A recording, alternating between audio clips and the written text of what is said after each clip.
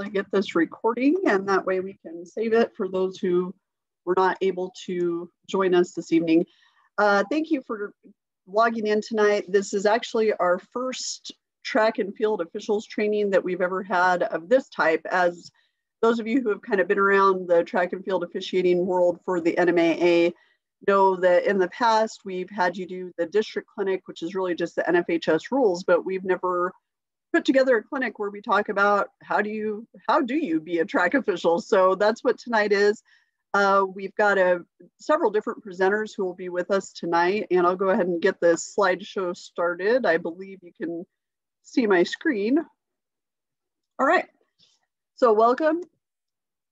Our clinicians, presenters for tonight, as you can see from the agenda, are Ryan Williams will start us off, and he'll go over general differences in roles of meet referee and jury of appeals and games committee and all of that. And then David Velasquez, our North region assigner, will go over competitors and qualification.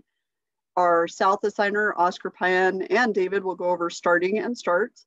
Robert Abney, who's been our rules clinician for track and field this past year, which I think is still kind of this year because of the pandemic, he'll be going over running events. Vance Lee Jr. will be going over field events. And then at the end, all of the presenters will talk a little bit about tips for accessible meet officiating and finding a mentor. Also joining us tonight is Chris Kedge, who is one of our co-directors of track and field. Chris, I don't know if you'd like to say something to our attendees this evening before we get started. I just appreciate you and the presenters tonight for putting this together. And I think it's going to be really beneficial. And I'm really excited. And just like you said, ways to grow in the officiating world, especially in track and field. So thank all of you.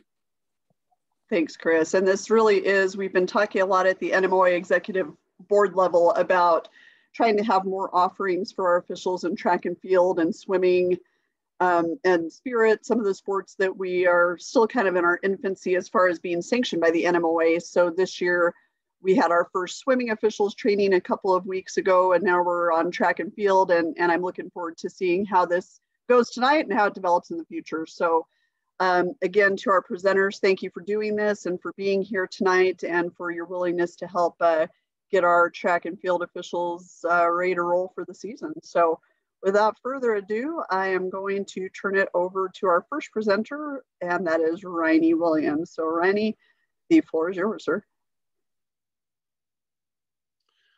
All right, good evening or late afternoon, ladies and gentlemen, boys and girls. We'll go with the slide presentation as we have. Dana, go with the first one.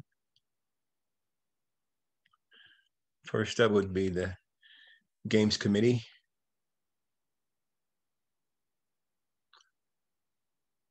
As you can see, pretty much, guys, if you have any questions or if you see anything you have any questions about, put them in the chat and we can address them. Everything is there. Hopefully you can understand it. An individual meet director or referee for a dual or tri-meet, basically it's implying that one person can handle that.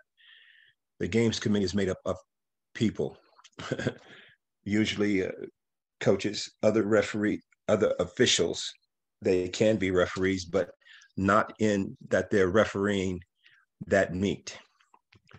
You want to have as few people as possible doing multiple things. The Games Committee is the top of the heap. So the people on that committee need to be focused on that. Selected individuals, when you get to larger meets, which of course we're talking about the state meet here, and with the clinic that we had the other night, this year no meets will be larger than 4 schools, I guess. So next slide, Dana. Do you have control of that? Okay. Responsibility of the meet director is to provide a quality meet for those participating. You can read the rest. As the meet director, working with the games committee, you will basically do everything else as far as the other officials, your staff, your volunteers. The meet director will be responsible and in charge of all of that. Of course, you can delegate, but at the same time, as the meet director, you're in charge. When you appoint your games committee, you will also select your jury of appeals. In most cases, your jury of appeals would consist of, again, other coaches and or track officials, as in track officials who've, to coin a phrase, been around the track a time or two, which would help in decision making. Your biggest decision maker is your rule book. Don't make up something, please. Go by the rule book. Don't superimpose your own rules. Don't try not to misinterpret a rule. It's pretty much black and white. And you don't what if. When you start what ifing, that's when you get in dangerous waters. Just use the rule book. Next.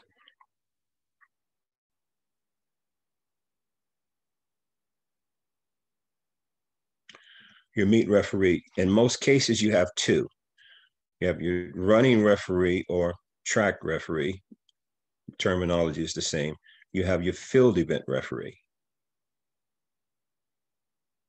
Running referee takes care of the track itself, the running events. Field referee, of course, the field events. Again, someone knowledgeable of the rules and the rule book. You can read and see that's what his and or her duties encompass. Next. And then, Rennie, if I may, when we're registering officials Sure. for the state of New Mexico, we are registering for the position of meet referee at this time. So that is when you do your test and you register and you do all of that, you take the district clinic, that's to be a meet referee. And of course, the meet referee is the person who signs off on our state qualifying information. It is best if the meet referee and the meet director are not the same person, just because of the number of duties that each Exactly. have. So many track meets that I work at, people will go to the meet director for things that are actually under the authority of the meet referee and vice versa. So it's good to have two people for those. I know sometimes in some of our schools that's not always possible, but it's highly advisable if you can have a meet referee and a meet director who are not one and the same, because it's too much for one person, in my humble opinion. And to piggyback on that, with the meet structure being the way it is in the age of COVID, the meets may be smaller, as in the number of schools. The responsibility does not change. Highly emphasize what Dana just mentioned. Those people should not be one and the same, the meet director and or meet referee, two separate individuals. Keep your rule book. When all else fails, read the rule. Next, please.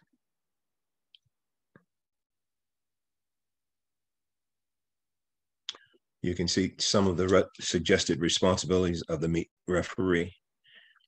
Will include, but not necessarily limited to, which, again, been around a track a time or two, you know there are a lot of things that come up, a lot of things that you have to address. Another reason why the meet director and the meet referee should not be the same person. Your marshal with the high school events, as a marshal with the meets that I do predominantly, high school level meets don't really, even though they are state championship meets, with the security and the ropes and just the way things are run, you very seldom see marshals at high school meets. The one place I know for a fact you do have marshals at high school meets is in the state of Texas, UIL state meet. I know for a fact they have marshals there. Other than that, especially New Mexico, where we are, our meets, you don't need marshals. All those other positions are needed and we use. Next, ma'am. Next, please. And there's a question in the chat. Do you have to take the test again this year? The answer to that is no. Anybody who registered and took the test last year, your last year test score will carry over to this year because there are no rules changes. It's the same exam.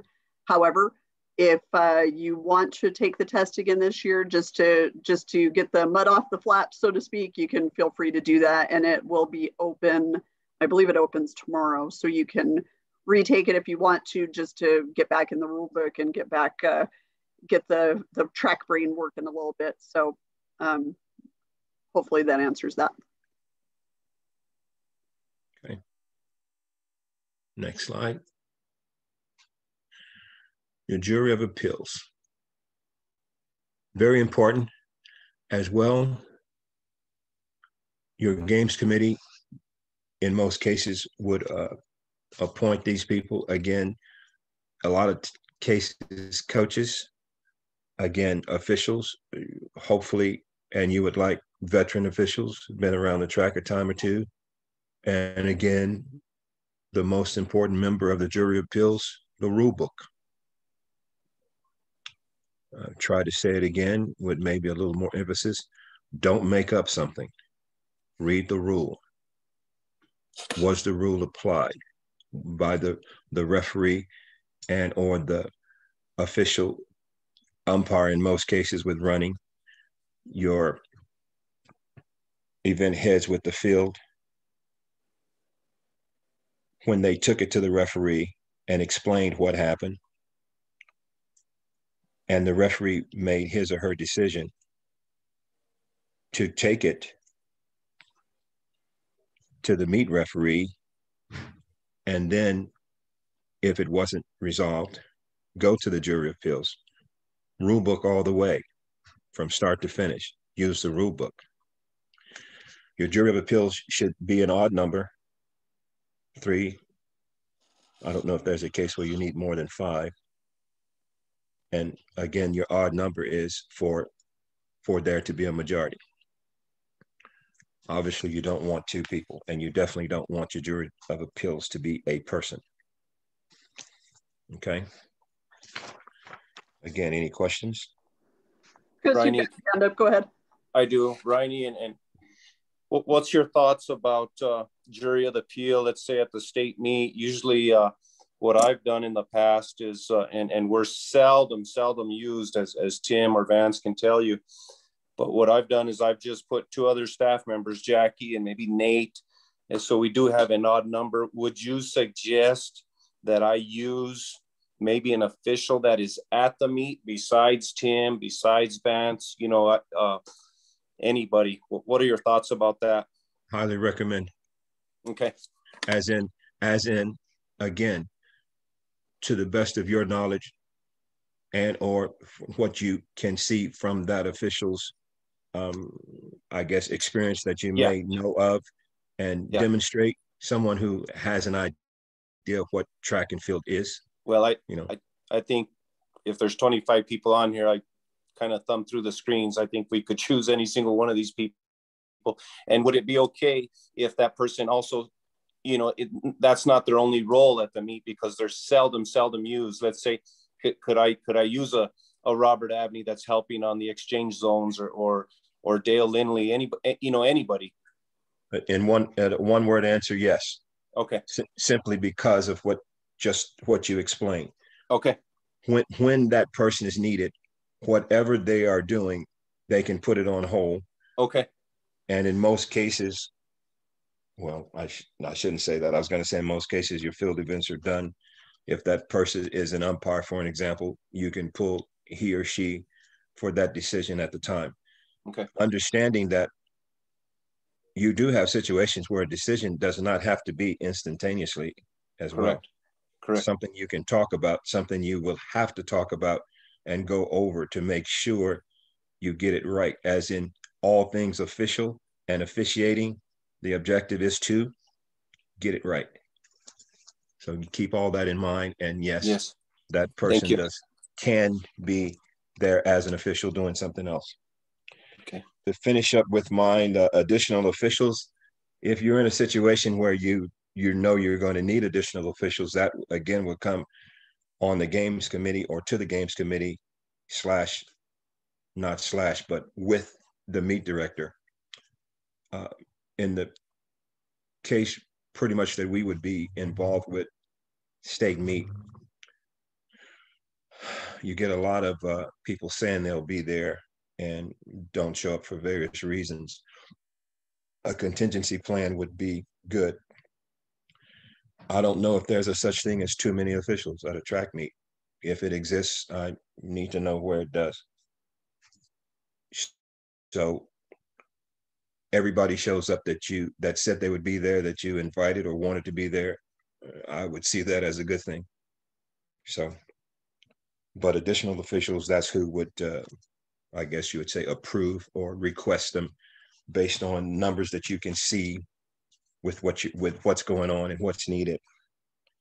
Meeting with the coaches, basically scratch meeting, that's done by your or with your meet referees as well as your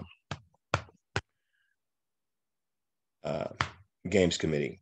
The meet referee in a lot of cases, or I should say your meet referees, can do that. You're going over the do's and don'ts.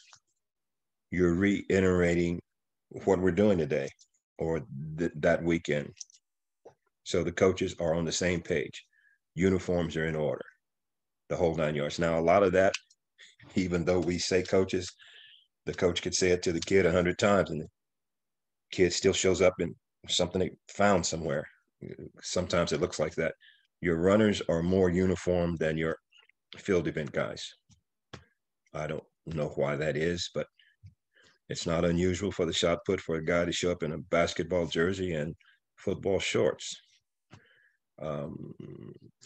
Not being picky, that's just not allowed. It has to be a track issued uniform. He doesn't have to come up there in a sprinter singlet, but a school issued track uniform is preferable. And are there any questions for me? And if you do have a question for Ina, you can unmute yourself. We're a small enough group that it shouldn't be too much mayhem. There is a question in the chat. Are we going to be informed of who is the specific referee for each meet?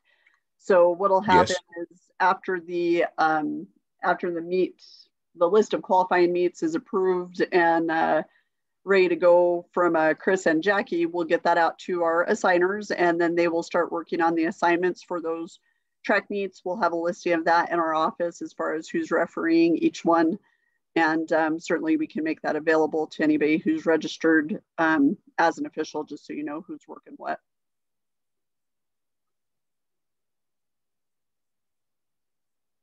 Any questions for Riney about any of the roles and responsibilities?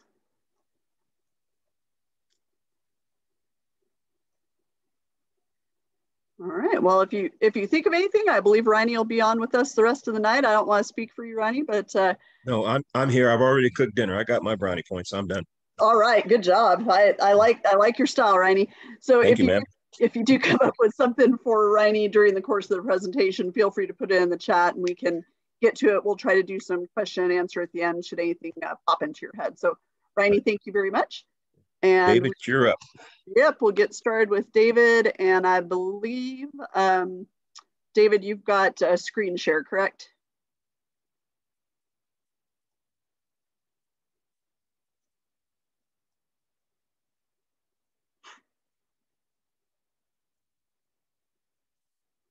And you should be enabled to share your screen at this time, David.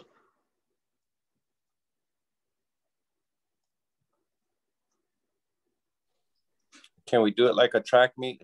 David, you're up. So-and-so on hold. Who's on deck? Can we practice that, Dana? I think we can. I mean, the opportunity is certainly here. It's on hold, isn't it? Now, correct me, field event guys. On hold, or it's not in the hole?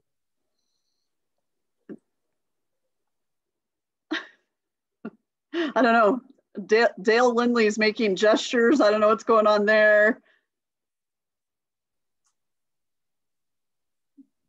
He still uses in the hole. Okay.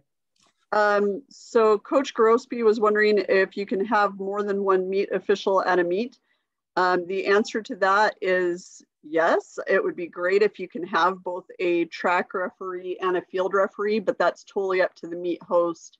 I know in the future, we're hoping that we can make that official. Sorry to use the pun while I'm talking to track officials, but we're hoping to make that something where we do have one of each, just because there's venues where everything is very spread out and it's difficult for one person to be the referee for track and field. So if you have the ability to have more than one official, I would say heck yes. At this point, it's not required, but I like it. Chris, do you have any issue with that? No, not at all. Not at all. Awesome. That's the ideal situation. Like I said, we like it. If you can make that happen, more power to you. We'll do it. All righty, I'm going to stop talking and mute myself. And David, you are ready to rock and roll, sir. You can see my screen. I can't tell if you can or cannot. I sure can. Rule 4. Okay. Then we'll move. Now I got to remember how to. Oh, okay. There we go. I got competitors and qualifications, event participation. We'll talk about uniforms, and then qualification, disqualification. We'll go event participation. Remember that they officially become competitors when they report to the clerk or the field event judge. Okay, and I did that. And I put on the 4x800 because I didn't know exactly what was going to happen in the COVID year with the 4x8. Or Chris, can you add to that? Yeah, we are going forward with the 4x8 as of right now. And what are we doing with the medley? We're keeping all relays. Okay, we're just adding one event. We're adding the 4x800. I didn't know if we were going to do that with being the COVID year. Okay. Limitations, combination of 5 events. We're different than the rule book because National High School Federation, it's only 4. We go 5, and I just put a couple of examples. Distance event on the bottom is you have to understand no more than 3 events over 400 meters. We've been at the state track meet when people have said, hey, that kid ran on the medley yesterday, and now he's running, all 3 of the distance events. So he ended up getting disqualified. To get disqualified, they, of course, from all events. So understanding maximum for running, maximum for field event. Okay, uniforms. Competitors' uniforms have to be school issued or school approved. That means if a kid wears something that says Ridoso or Mescalero or Oñate, or it can't say Oñate football or Tularosa football. It has to say track, or it just has to say the school name or the mascot. Okay, now we have teams that wear uniforms that are not their school colors. They wear lime green, or they wear, a different shade. So as long as it's school issued and it's intended to be worn properly, okay, I put on there in red, they must wear shoes on both feet. No barefoot, no just socks. Okay. And your top has to be a full length track top and a track bottom, or a one-piece uniform. Now we do have tights on the bottom, jersey on the top, or you have a dry fit tight top and then loose shorts, or you have loose shorts with mid tights or full tights. Now, I know that the things that are going, I know one year we had a question because somebody showed up and they had just got brand new t-shirts that had their track team name, and they ran in their t-shirts. As long as it is school approved, we don't always take care of those uniform restrictions or uniform guidelines, I should say, when we go to a regular meet. But I think if you start doing that first, second, third track meet of the year, by the time they get to state, they'll understand that. And that gets, you know, some people, depending on where we're running, they run in their sweatpants. If, you know, that's allowed because of the weather, we do allow that. Okay. And then of course tights, and it's 4-3 A and B both. Resolving uniform issues, individual events, you know, what they wear, as long as it's school issued. Now relays, all 4 must wear the same uniform. We do have a little bit of an exception, and that's in the anchors in the medley relay. Am I correct, Chris? We're still allowing that? 3 are wearing shorts. And one, okay. That is correct. Any questions or discussion on that? Anybody's got a question that they'd like? David, there was a question that pertains necessarily to uniforms. There is a question, and Chris, this is probably because of COVID. Are there going to be any restrictions on how many athletes are allowed to run per heat, or can we do all 8 lanes? As we talked about the other day, we're using 8, right, Chris? Yes, it did say in the guidelines right now that if possible, that you could have a lane in between. That's acceptable. It's not required. So a topic that came up the other night was, you know, if we are going to advance maybe 16 to state, is there going to be a limit of how many from each school can advance? So that's something that we're still working on right now. And we hope to have answers to not only that, but a few other questions here within the next week or 2.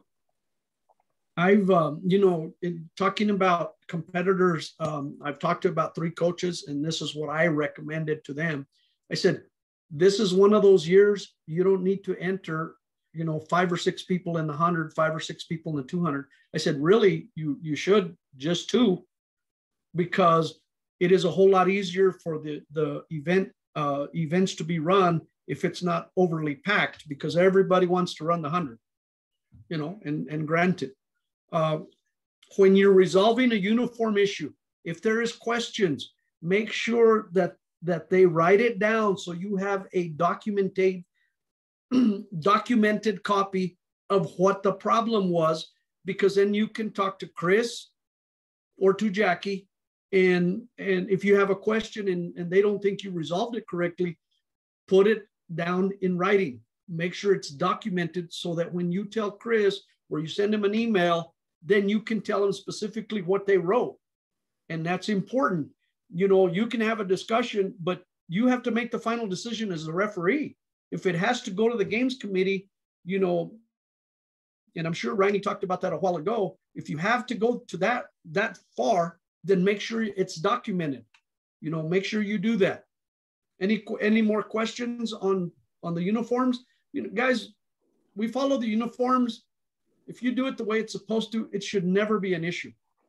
It really shouldn't. David, there was a question about the uniforms. So I thought relays were fine as long as all the uniforms were school issued. To clarify, they all have to be the same design and such, with only the anchor of the medley being different. And then he said, thanks. I know our school has Under Armour, Adidas, and Nike all in maroon and gold. Yeah, but the top, like if you have an undergarment, that's different, but your top has to be the same. It becomes an issue. It becomes an issue at state because it's allowed throughout the year. The simplest thing to do is to enforce it all year long. And that's what we don't do. That's why it becomes an issue for Chris at the state track meet. If it's enforced all year long, that doesn't occur. If you know that the team is going to run on a relay, put them in the same jersey. You know who your team is. And yes, I understand you have Under Armour and you have Nike and you have Adidas uniforms. And so if you change every 2-3 years and you have a, you know, huge stock of uniforms, then okay, the 4x1 relay, you're all wearing Adidas. You know, the medley relay, guys, you're all wearing the Nikes. I mean, that's a simple fix. Or, well, it might not be simple, but it's a better fix than us to have to handle it and DQ somebody. Anything else on uniforms? There is one. If one runner wears tights in a relay, then they all have to or not? Nope. One can run, 3 don't have to. But if 2 do it, they all wear it. And that rule's been around since we started having tights. Since before I got to Tularosa. And that was 20-something years ago. I was going to say, that was a long time ago. Yeah, that's when I was reading the photo, you know, and marking it and handwriting all the finalists. The good old days. That's how long ago it was. The good old days. David, this is Yes. Vance Lee, Sr. Yes. The other night, I asked a question about dealing with face mask issues. And I think the decision was that we will follow a uniform rule issue on face masks. Can you talk to that? The only thing that some teams are going to order masks. Some are just going to wear black and white and that light blue, and some are ordering their others. And what I understood Sally to say is they were going to allow the mask as whatever it was, as long as it was a mask that covered the nose and the mouth. No gaiters. That's my question. If we have an issue where they are not following the guidelines of covering the nose and the mouth, then we deal with. He went silent. I don't know. Can y'all hear me? Yeah, I can hear you. Your dad muted. Okay, he went silent. I think what he's asking, and this is a discussion he and I have had quite a bit, is are we going to treat taking off or losing your mask in the course of an event as a uniform infraction, or are we going to treat it as a sportsman-like infraction? Because in a distance race, and for example, in a distance race, let's take the 3,200. That kid in the last 100 meters happens to yank his mask off, then we give, if it's a uniform, we give him a warning. He says, okay, I'll take my warning, now give me my medal. If it's a sportsman-like issue, then we're looking at it differently. And so I think we really want some clarification on that. You know, there's other events, pole vault and high jump, that thing could come off very easily. So yeah, I think we just need to get some clarification on that. So we're going to be working on that. Hold on just a second. So we're going to be working on that in the office for spring sports. So we've kind of been doing mask clarification stuff as the season is starting. In soccer, we actually were not having the officials enforce it. And then within the last week or so, we're asking them to do so. And the kids are actually issued cards now in soccer for defiant acts of not wearing your mask. Obviously, if it comes down in the course of play, that's one thing. And then if the official says, hey, put your mask back up, and they do, it's not an issue. But if it's a defiant act, they are carded in soccer. Basketball, they, Robert, correct me if I'm wrong, did we decide that's a technical? I can't remember. No, what we decided in basketball was that it was going to be treated like a uniform infraction. So if a player, after, you know, asking them to pull their masks up, isn't doing it or isn't keeping it up, then you take the player to the coach and say, coach, I need a sub because he's having issues with his mask.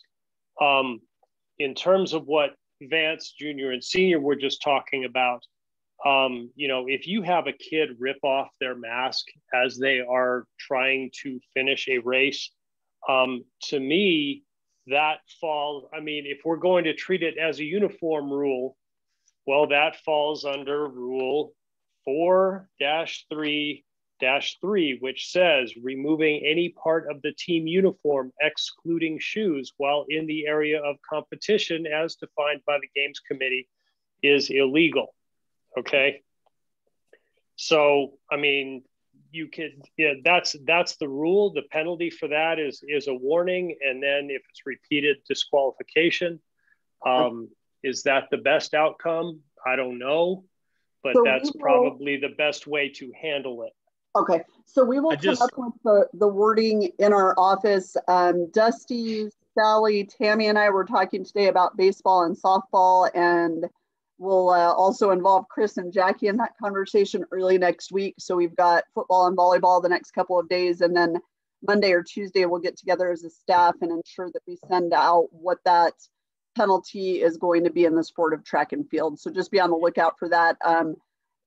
Either of the Vances or Robert or David, if you want to email us some information and input, please feel free to do that. Yeah.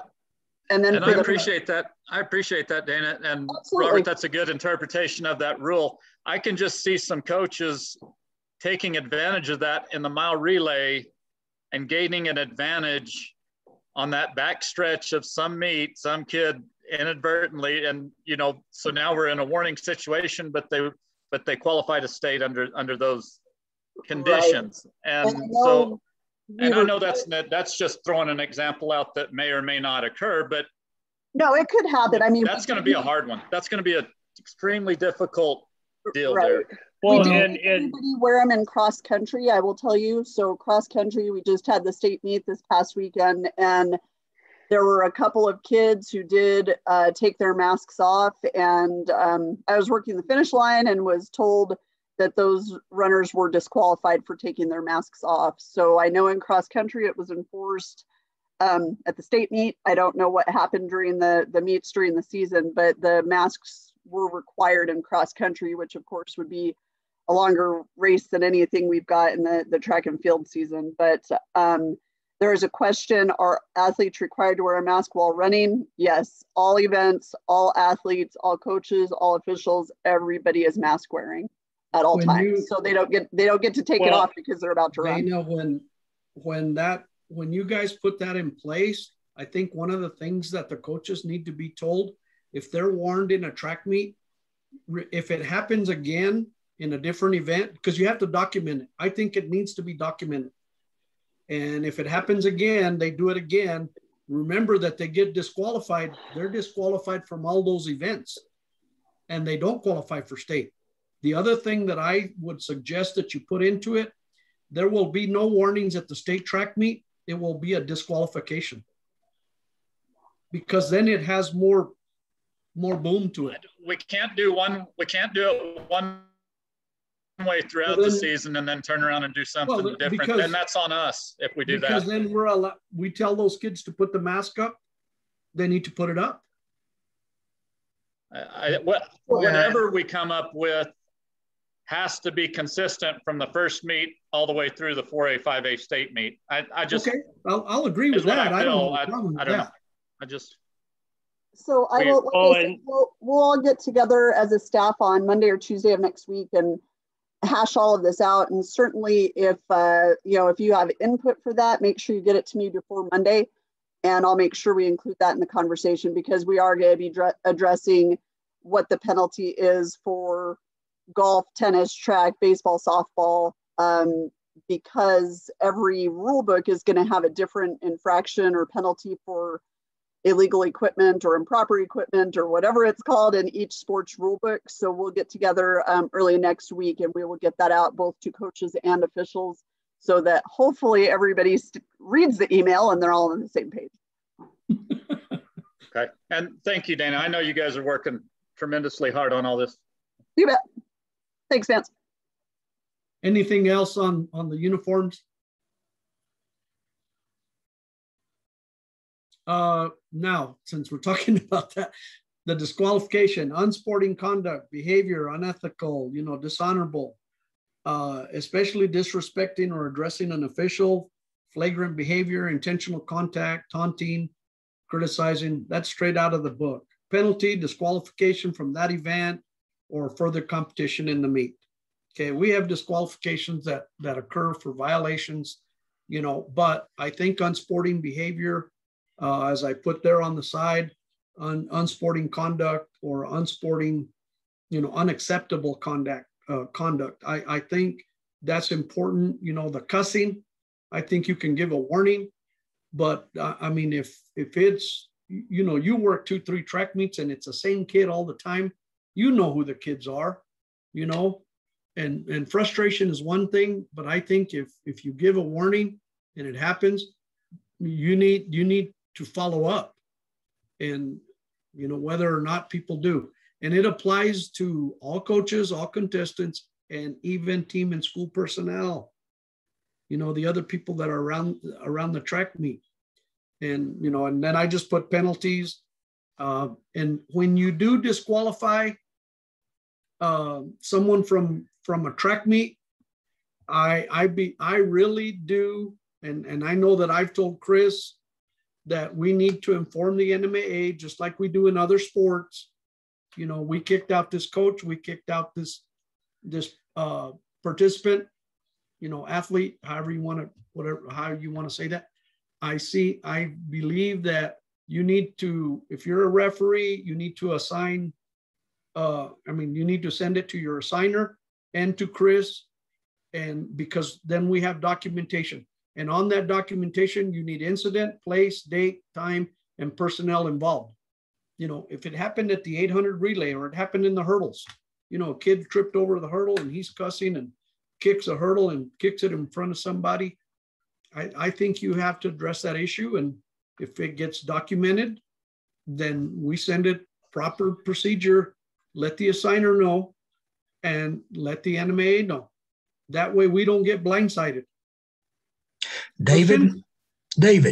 Yes. Why wouldn't intentionally removing a mask be unsporting conduct? Well, that's what I was just going to get to. It would be defiant, and it is unethical behavior. So there's no warning, they're just disqualified. No warning, they're just disqualified. Okay, but that has to come from the NMOA office. I agree with you. I mean, it says right there in the rule book what it is. So I think it's pretty clear, you know. Well, Chris, Dana, because I would never disagree with that. I would disagree with that. And the reason I would disagree with that, Ronnie, is I think that falls under more like unacceptable conduct, you know, willful failure to follow the directions of a meet official. Okay. They've been told to wear masks. If a kid willingly rips their mask off, you know, you could say that. But again, I think David is correct, and Dana's already said this. That's something that needs to come from the NMOA, because they've got different sports that they're trying that have to be legislated, and they do want some kind of consistency, because all of the sports are so different in terms of how kids are going to be handled. The big thing is that we've got to make sure kids are wearing masks. So well, and I'm sorry, Ronnie, go ahead. No, I understand that, but I'm just saying, if we say that they have to wear a mask and then they deliberately take one off, there shouldn't be any warning. There should be unsporting conduct, shouldn't it? Can I say something? Sure. And again, I don't disagree with that, but I think that is something that in the end, that's going to need to come from the NMOA, right, because we haven't worn masks before, in terms of, if you have a athlete who willingly disregards the mask mandate and rips off their mask during the race in order to, you know, just because they do that, that's got to come from the NMOA. Well, right. Yes, I understand that, but I'm saying that's what the NMOA probably ought to say that clearly. Well, and much like different sports have different things going on. For example, wrestling is probably a mess, I'm sure, for the NMOA office right now regarding masks. But pole vault, high jump, those are going to be similar to wrestling in that their head is making contact with something, with hopefully a mat. But it's at the same time, that's going to be an inadvertent, every jump is going to be an inadvertent mask flying off. So right, and that's what we're looking at right now, because there are instances where they're going to come down in the course of play, pole vaulting, wrestling, whatever the case may be. So Dale just asked the question: could a mask removal actually be an accident? Absolutely, it can. Now, if you see a kid who is running and he's 50 meters from the finish line and, you know, pulls away from all of his opponents and rips his mask off in an act of defiance or victory or taunting or whatever the case may be, that's something completely different. But we do know that in athletics, those masks are going to come down, but there's a difference between it falling down just because of physics or whatever, or take it off because you lost and now you're going to rip it off your face and throw it on the track. So those are the things we're looking at. And like I said, because each sport has its own rules and idiosyncrasies in terms of, you know, illegal equipment or illegal uniforms or whatever, we have to look and see where we can fit it in terms of that penalty. So as I mentioned, we're gonna, I don't want to beat this dead horse. We're going to talk about it in the office Monday or Tuesday, and we'll get an interpretation and ruling out to coaches and officials so that everybody knows if it's going to be an unsporting act, if it'll be disqualification, warning, if it's going to be judgment of the official as far as how that mask came off. So we'll get that out to everybody though. Let me add a comment in terms of what Ronnie said, and there's going to be some credits that you can add to track, because when a kid throws the baton, there's not a whole lot of difference with that kid grabbing his mask and throwing it would be the same thing as throwing a baton. And I think you have, in our sport, you have to lay credence a little bit to the same way we treat throwing a baton. That's just food for thought. No, I agree. And that's why I said it depends on that. You know, what is the action? Is it defiant, or is it because it's 100 degrees out in June and your face is sweating and it slips down? Yeah, unsporting conduct versus unacceptable conduct. Unacceptable, you know, it slipped. Hey, get the mask up, you know, pick it up. But if they get defiant, I think that's unethical and dishonorable. Right. If an official says, get your mask off, and the kid flips you off, then now you're dealing with a whole other set of issues. Yes. Can I add something? Nothing else? Okay, yes. This is Geraldo. I speaking as a health professional, and I'm questioning some of the people are, you know, athletes are wearing masks. Are we prepared to take action if athletes pass out just in case due to asthma or hypoxia or other medical condition that relates to respiratory issue? And okay, just to warn us, I know we want to protect. Let me stop you right there. Go ahead. Sally said that the health department has already said if they have health issues that they can't wear a mask, then they should not be in the sport, because everyone has to wear a mask. Okay.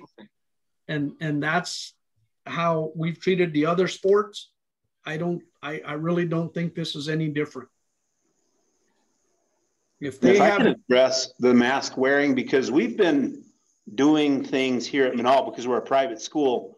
We've been here since last July, and we had kids doing summer workouts in July with masks, and that wasn't the problem. They didn't complain about that. No. And since we've been here all year, we've been practicing during athletics, of course, during PE, not after school, but during our PE periods. And you can definitely tell the difference of a kid taking his mask off on purpose and it slipping down. Now, mind you, during football season, I've been helping with football this year, and it's tough to keep the mask up because the chin strap just naturally pulls it down. So we are constantly reminding our kids, please pull your mask up, please pull your mask up. But nobody's been defiant here with us. And it's not a whisper issue. It's not a breathing issue. Sure, would they not like to wear it? Yeah, but that's not, they would rather compete than not get to compete because they're not wearing a mask. So that's just speaking from my experience over this, well, since last July. And so, you know. I've been officiating football, and I tell those kids, I got to wear it, you wear it. If it slips down, pull it back up. I've had to send some kids. I said, Coach, he doesn't even have a mask. And hey, go get one. You know, I mean, we've had very, very good coaches that have helped us with that, you know, and they've, you know, I tell them, pull your mask up. You know, they make a tackle and whatever, and I see that mask down here, and I'll say, hey, pull your mask up. You know, it's just, I've been the umpire, been the back judge, been the head linesman, been the line judge. So we haven't had a problem with it. We've had several players where we had to tell them, Coach, give me another player. And then, of course, you know, they end up chewing them out. What'd you do with him, Matt? You know, and I don't know what else. But the next time they're back on the field, they're wearing a mask. So it's not, I don't think it's an issue, and I don't think it will be one in track because we're at the end of the year. Dana, do I need to move on? Yes, please. Track officials, remember, you know, I showed some different things there.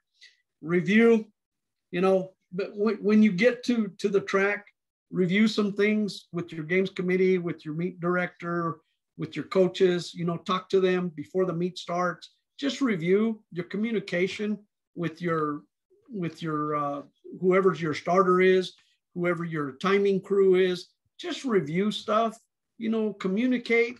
And this, I put on there, dress properly. We don't have a uniform per se, okay? But I wear red as much as possible because it makes me more visible, not because I'm from Manal, you know, but just dress properly. You know, you probably need to wear shorts or pants just because you're going to have to put something in your pocket. And when you end up doing, I have forms that I have in a bag that's right there that we use so to advance if we ever had a problem. And we write stuff on the back of the clerk sheet, don't we? And we take that paper and stick it in something. And that's what we've always done. Rule books, it is electronic, so you can have it on your phone. What you need to go look at is violations and DQs. Okay, what you DQ people for, you know, the different things that occur, okay? And just, you know, brush up on your rule book. Qualification sheets, I don't know exactly what we're gonna do because are we gonna do all the mile split stuff, Dana? We're not gonna enter a qualification sheet like we did in the past? I'm deferring to Chris. I haven't been involved with that process, excuse me. Okay. Chris, is that all gonna be mile split? I contacted the company a couple of days ago and they haven't gotten back to me. I'm guessing that they could provide some type of leaderboard for us since all results should be sent in via mile split anyhow. So okay, I'm so not, referees, I couldn't give you a definite answer that you don't have to submit times or results, but I think that's something mile split would be able to do for us. Okay, well, I will tell you this, if you're a referee, you need to get results because emailed to you or sent to you or printed for you, because if Chris calls and say, hey, this is what the coach turned in, what did they run there? Because some don't give results, they do it email. You need a copy of those results. I should have wrote qualification sheets. I should have put /results because Chris might call you for a reference on, did this kid run this? And being now that some schools are going to use fat timing and some aren't, and it can be a little, you know, we're trying to sneak into that top 16 and that may get a little on the crazy side. I'm, you know, wind aided, you know, things like that. I do have a referee guide. If anybody wants one, you can email me. There's my email. There's my phone number. You can say, I have a referee guide. I'll pull it up. This is what it looks like.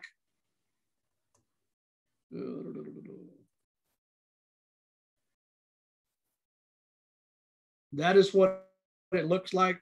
It just talks about different things for the referees. If you want a guide, it's just things to cover, you know, post-meet duties. We confirm qualifiers, get results. You know, we have a qualifying sheet before. This hasn't been updated. This is 2 years old. And then make sure you send your qualifying forms to head coaches, NMOA, and the track assignment. You know, that's just what we had done. Things that you need to look at when you inspect the track, the curves, the hurdles, the finish line area, relay exchanges, you know, that changed. The exchange zones changed, you know, for DQs, restricted areas, and then cones at field events. So that we understand that, you know, that's important. Let me get back to, that's all I have on that, Dana. I would like to ask a question about the exchange zone. Why has it been changed? What's the reasoning behind that? You want me to tell you the answer I got? Because I asked a couple of national people. Yes. Because the interpretation of the start of the exchange zone, the baton was in the exchange zone, but a foot was out. I don't know how that happens, but that's almost not possible. If you have your hand back here, it's very hard for your foot to be behind the hand. But the biggest problem that they have at some, maybe not, I know it's happened at our state. I know it has happened. And, you know, they want to bring film, and because it's a judgment call, they just made from the little triangle all the way to the end. Well, I know. You can exchange it as long as it's anywhere there. But is the NCAA or anybody else doing that? I think it's just high schools. Am I right, Chris? I don't know. Maybe Paul or Riney knows a little bit more about those. And there's Diane chiming in. They work those meets. I never go to those meets. It's 30 minutes and 30 meters, guys, period. Yeah. Has it been that way for a long time, Riney? It was, I guess technically you can say it was changed pretty much with NCAA and USATF. It's actually governed by the IAAF, well, now formerly World Athletics. And that's what you see if you ever watch track and field Europe, all the big circuits, Diamond Circuit. Those are the rules that they play by, if you will, and it trickles down, and it has come down to us. It's 30 meters, period. No 10-meter acceleration and 20-minute zone. It's 30 meters. So that's a justifiable reason. Yeah. 30 meters. They had so many states that were having problems with handing the baton early, and people were getting DQ'd and some weren't, and it became a mess. And I believe 4 years ago they started trying to convert that, is what I was told. Yeah, it just trickled down, and it got to high school last year or 2 years ago? Last year. Yeah, that's it. But it has been implemented, and it's just worked its way down, which basically the rules kind of do. They start on the top level and trickle down.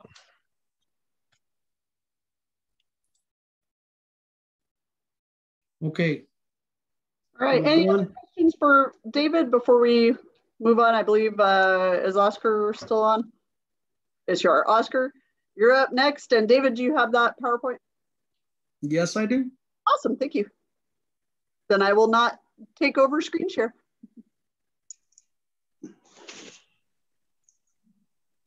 Thank you, David, for your presentation. Oh, no problem. Roll of the starter. Oscar, do you want to read this, or what do you want to do? You go for it. Okay, the head starter. A lot of people, it's kind of funny, but some people don't understand this. The starter has full responsibility of the competitors at the starting line. Okay. And during the start, the starter and the assistants, of course, we have that at the state track meet, shall decide without protest whether the start is fair and legal, or if its competitor or competitors are charged with a false start. They're the only ones. The referee doesn't rule on that, just the starter. Okay. The starter is also responsible for avoiding unnecessary delay in the continuance. That means you have an order of events. You have to stay on it unless the rules committee, that's the only time that it would change, and it would be weather related. And she'll start promptly after the competitors have been assigned their positions, given appropriate information by the clerk. Use of proper gun amplification and electronic devices. We have different setups everywhere. We have different guns everywhere. So just make sure that you use that. They're using the proper gun, proper amplification, so that everybody, and like on the 4x8 relay, the 4x4 relay, 3-turn stagger, we're way split apart. So you have to be able to amplify your voice so everyone can hear it. Help with inspection at the start line. Make sure that there are proper start lines. Don't start on the wrong start line for various events, like the 200, all 400 event things. And of course, like I said, the 4x4, because it changes exchange zones, those things change. Pre-race instructions, and I'm going to leave this to Oscar here in a second. Pre-race instructions for competitors you know, how you call them to the start line, or you either use a whistle or you tell them, hey, go line up, you know, whether using blocks or non-blocks. Your start commands, start, false starts. Oscar, I'll let you take care of pre-race instructions. Pre-race instructions, it's on your marks, set, gun goes off. On long races, it's on your marks.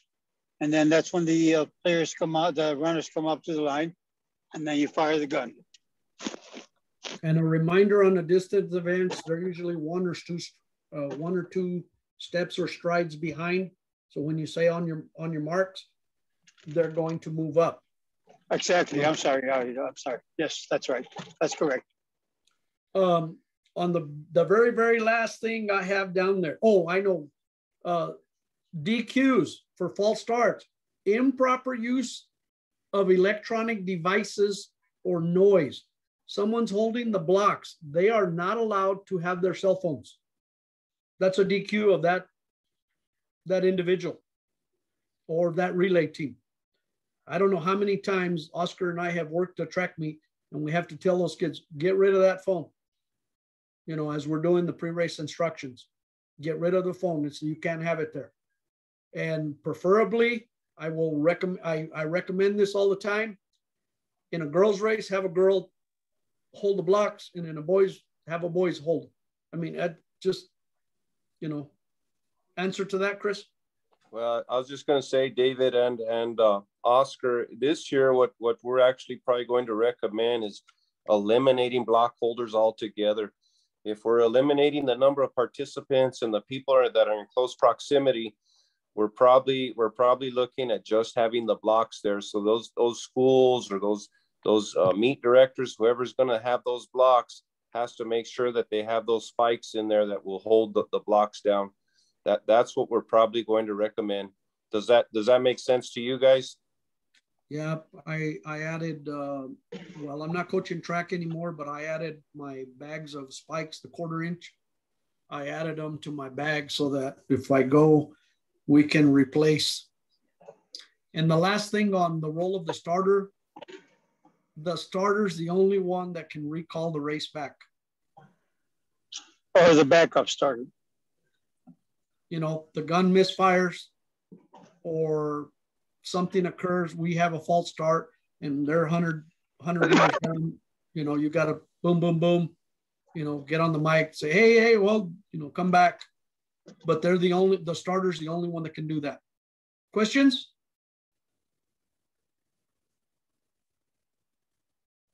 And then I'm going to go to proper starts per event. All races shall be started. You know, everybody knows that. Closed barrel pistol or gunless device. I'm telling you, most of the gunless devices in our area, in the wind, they're a problem. They really are. If you have a closed environment, it's not so bad. But like when we do it in Las Cruces on a windy day, you can't. Number one, you can't hear it. Number two, it doesn't turn the camera on. So you know, really, we go back. We use the gun better. Okay, misfire doesn't indicate a start. You just tell everybody up and, you know, check your gun, whatever needs. And again, I repeated, you know, we recommend a 32 caliber, pre-race instructions, proper start lines, race commands, use of blocks, you know, just repeating those, you know, it's start violations. You know, one of the things that a lot of starters or backup starters, your backup gun needs to, failure to follow commands, you might have to, everybody up, you might have to talk to an individual. Okay, any part of the body's in contact with the start line, you know, they got their hands over it, things like that. You can do some preventive, you know, hey, get your hands back behind that line. Okay, and then of course, you know what a false start is, failure to maintain motionless start. And then disconcerting acts, you know, the cussing, you know, the taunting to others, things like that. Questions? And the last part, we have preventive officiating. Just when you get, if you're the starter and the referee, it's real simple to go and walk around the track, look at your markings, look at your lanes, check your pistols, ammo, your timing equipment. No, that's normal. Communication with your timers and timing. You know, we have a contraption that we set on our, you know, fingers, you know, to start the camera, you know, if you're using FAT timing. Okay. And again, you're back, inspect your blocks, make sure they got those little spikes, especially like Chris said, they're going to not allow those kids to do that, to hold. Then that has to, those have to be so they don't slip. Okay. And then of course, the start violations, you know, I just repeated that. Help those competitors be in the proper place. Tell them to put their hand behind the line. Tell them to get their foot inside the line. You know, just do make it a whole lot easier to run. And then you need to know with your referee, when you're rerunning a heat or you're rerunning an event, when you're doing it, and that'll come to a games committee, you know, okay, this occurred. We didn't get a time on the camera. And I mean, it, you know, and sometimes as windy as it gets for us, that occurred to us. I don't know if Oscar was working it. You know, they said, well, we'll use we have an Ultrac that backs up all of those. And I called Chris and I said, Chris, those guys want to do this, but at this level, we have to use FAT. We cannot use this. But Chris, we're not going to make everybody use FAT. Is that correct? Once again, that's in the guidelines for this year, that it's recommended but not required. And the logic behind that is that we may have to have more meets, and if we have an increase of meets, we might not have the capability of doing all those meets with FAT. And we're going, and you guys are going to come up with a procedure on, you know, because you're doing a top 16, that makes it really tough on rounding up and adding the 0.24.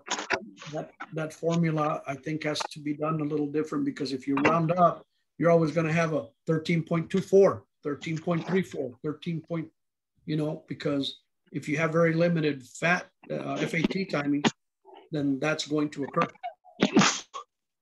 You're going to have and that is a topic that we are going to address, you know, just like I think Dana kind of alluded to, in that we're just like they are at the school level. We're condensing everything into a real small window here, and we have volleyball championships tomorrow. We have basketball games going on. We have football, and so yes, hopefully we will have answers here real soon for track and field. And the last page, I just review the things that starters need to do and referees together. I couldn't find a picture of Oscar to put on there. That's as close. I found a starters picture, but I couldn't find one of Oscar. He hides from the camera. The assigners, there's our emails and our. Thank you, David. Sorry. Questions? Anything that's really?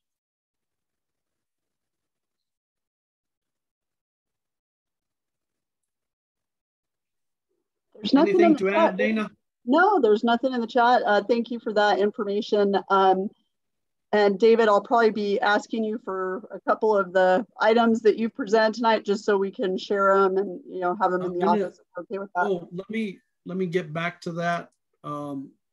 I do have a track meet info sheet, and I'll show you an example.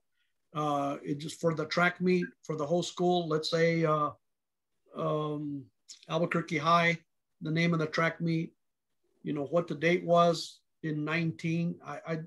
I'm going to delete that. I'll correct this in the morning, because we didn't have anything last year in 2020, but we need certain numbers, you know, and I'll take those two off, you know, but I do need to know who your meet referee was or things like that, and whether you're using the FAT timing and who your tech is and their cell numbers. I think those are important things that need to be a part of it. I have another one. And I'll get you, every time I look at those, I remember I have to send you our new logo. So I've got a note to myself. I actually wrote it down this time to send you the new NMOA logo.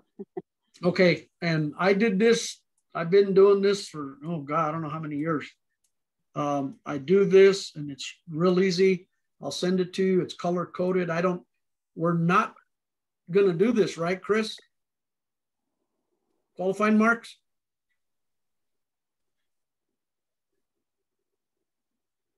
I don't believe we're going to have the same qualifying marks. What Sally is looking at and Jackie's suggesting is going to a provisional list, have some type of provisional list to coincide with the top 16. Well, Dana, I'm going to send you and Chris this anyways. And I'll leave it open so that you guys can adjust. Everything is centered, everything is set up. Attach your whole track file and just send that to me. It'll be good. Okay, but I'll send it to you. There's a boys in blue and girls in red. And, you know, we can do whatever you need to do with it, but it's real easy.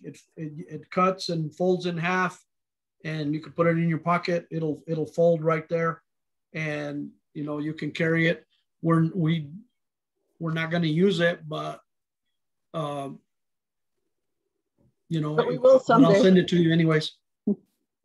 I think I have one other form, but I don't think I have it on this.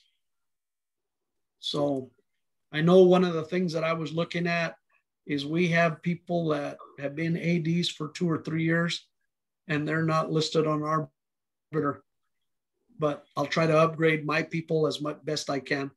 Yeah, and we're trying to work on that as well, David. So we'll continue to do so. You know, so anything else, like I said, I'll leave that for a little bit if anybody needs. And like I told Vance, we talked about this last year, if we needed to help each other in covering an event, because we have people that want to sign up as track referees, but they've never refereed. And they need to go and shadow a referee, or, hey, so-and-so's working this meet, you want to go, but you're not going to get paid because you need to learn how to do it. And I have already told probably at least a dozen coaches, you know, the 3 coaches, it's not a referee. You have to have a certified official that's not coaching, you know, and that was voted in, correct, Chris? That was last year, right? And, you know, I've already talked to, like I said, about a dozen coaches have asked me, well, it's COVID and there might not be a referee. I said, I'll assign one if it's in my area, and that's who you're going to use. You're not going to use one of your high school coaches. I've already told them that. As we have mentioned in the past, if a school has a referee that they've used for 100 years, they can still use that individual. We just, the planner just has to know about it. So that's all. So if there's a meet that you've had the same referee forever and you want to continue to use them and they're a referee, we'll get them assigned. So that's not. That's why it's part of that form, that who was your past referee, because then I know I'll call that person and say, hey, Alan, do you want to do that meet? Or, you know what? Like in the Farmington area, you know, some of those guys. So I think that's important.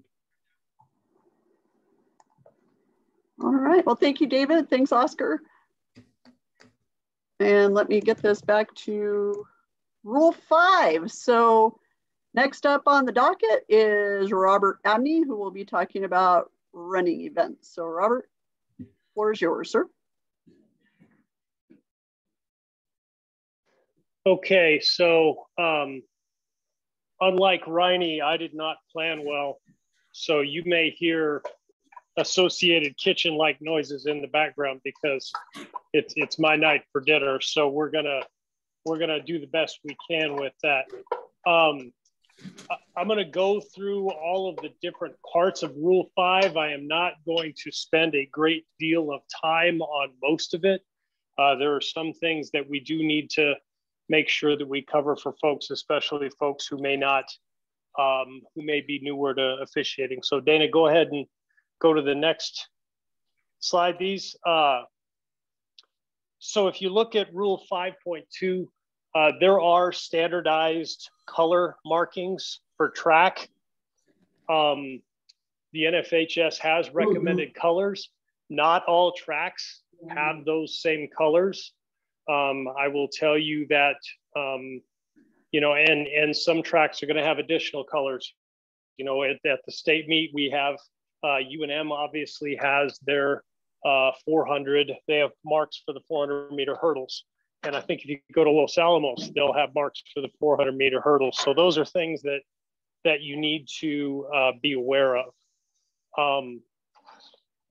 The lane widths, rule 5.3, I'm not familiar with any tracks that I've been to anytime in recent memory that have lanes that are not 42 inches wide. There probably are tracks that's still around that do have narrower lanes, but the all of the ones that I know of, they're 42 inches wide. Exchange markings, please remember, and David already referenced this, we do have the 30-meter exchange zones for 6 exchanges. The 3 exchanges in the 400 4x1, the first 2 exchanges of the 4x2, and the first exchange of the medley. All of the other exchange zones are 20 meters. And the tracks do not have to be repainted. So the beginning of the exchange zone may actually be what was the acceleration zone. So you need to be aware of that. Hurdles need to be the width of the lane. So if you've got a 36-inch track, the hurdles, the lanes are 36 inches. The hurdles need to be 36 inches wide, and they need to be weighted. Okay.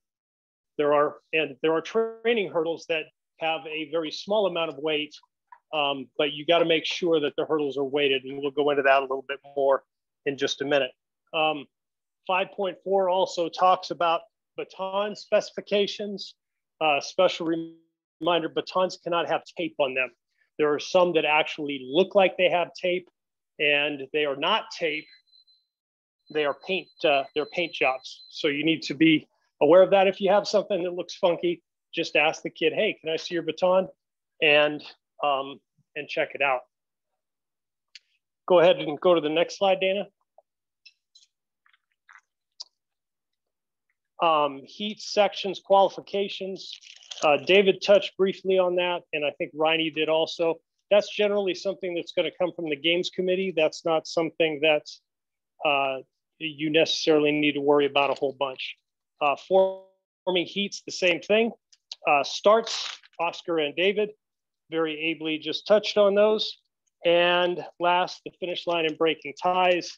It talks about, you know, you need to make sure that you're familiar with what the finish line looks like. There are some tracks that have weird markings that have 2 lines right next to each other. You need to make sure you're aware of which line is which. Next slide. Okay, infractions for all races. We're talking about interference here, okay? I will read this piece of it. Interference is any action by a competitor that unfairly changes the course or natural running rhythm of a competitor during the race. It is bumping, tripping, or running across a competitor's path. It does not have to include contact, okay?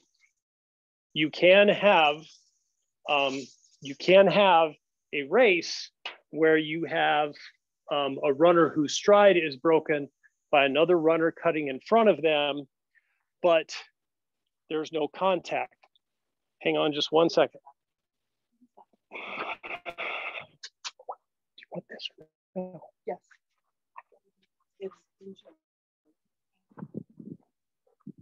Okay.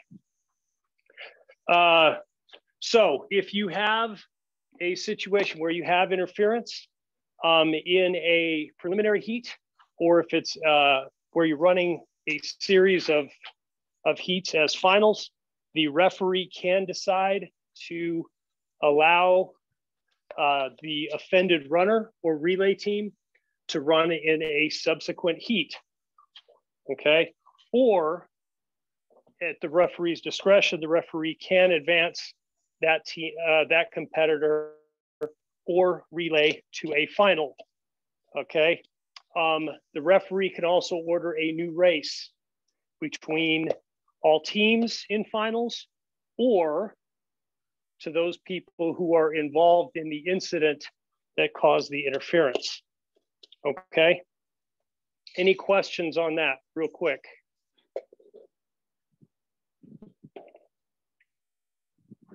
No?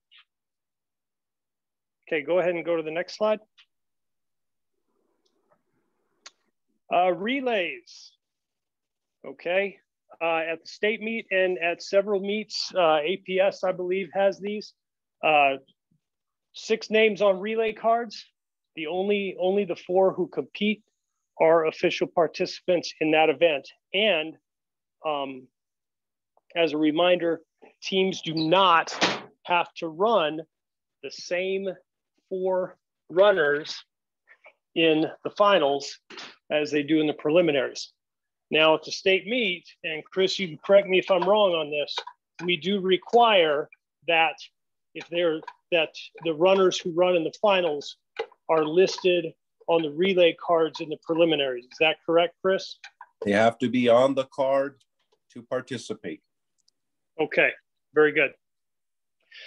Teams must, on relay, I'm sorry, 5.10.4, in relays in lanes, teams must have a baton, okay? And team members cannot wear gloves. If you've been around track meets long enough, you know that there are situations where a team occasionally will go to the starting line because the kids aren't paying attention and the starting gun will go off and they just jump in the blocks and take off and they have no baton. Okay, and they just run around and I guess they tap hands or whatever. And that's not something that is allowed, okay? That's you must have a baton in a relay, okay? If a baton is inadvertently dropped, it may be retrieved without interference with the other runners, okay? And we'll talk a little bit more about exchanges here in a minute. But when kids drop the baton, you always want to encourage them, if you happen to be there, say, pick it up, pick it up, pick it up, and have them go. Okay? Questions?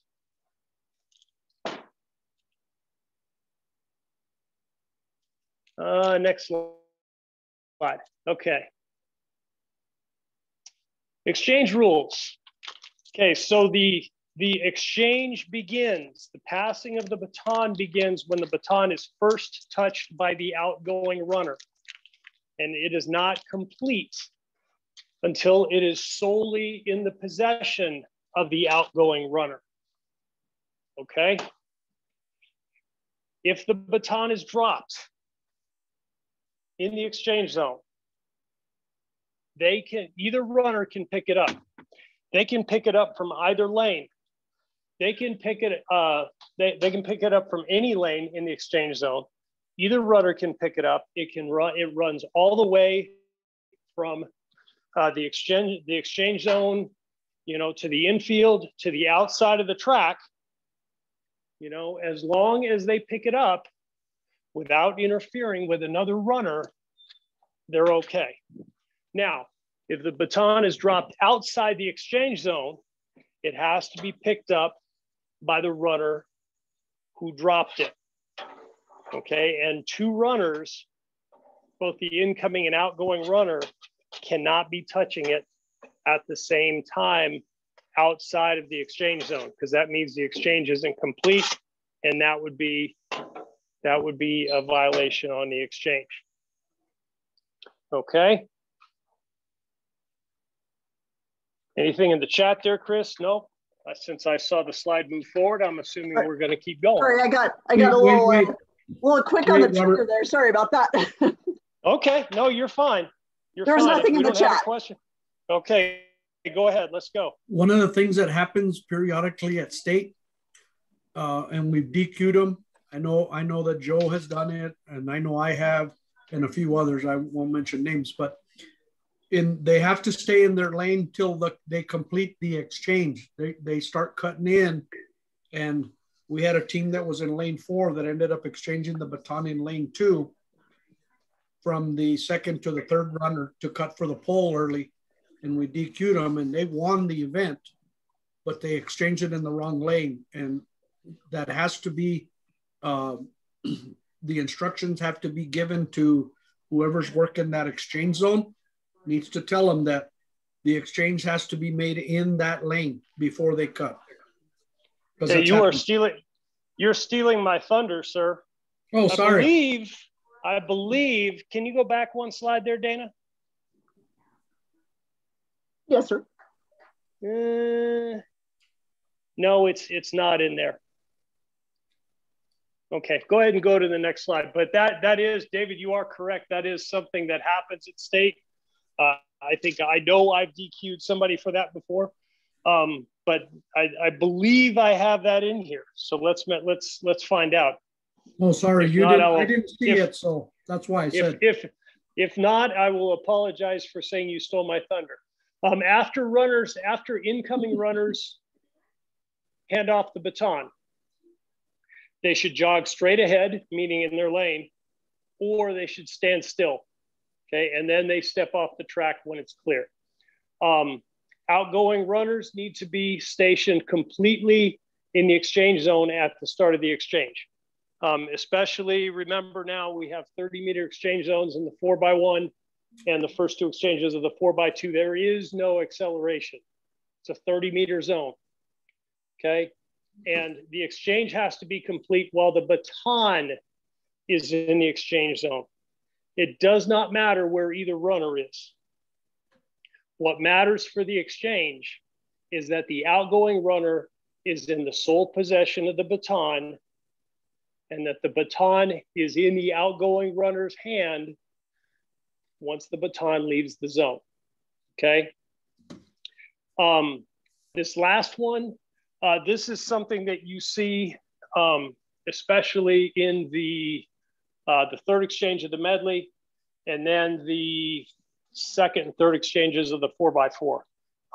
Runners will be stationed as their team left, and then we allow runners to change places as per their, as their runners move up or fall back. They'll swap places. We don't tell them to do that. We tell them that they are allowed to do that, but we don't tell them to do that, okay? The incoming runner needs to keep a straight path to the exchange zone.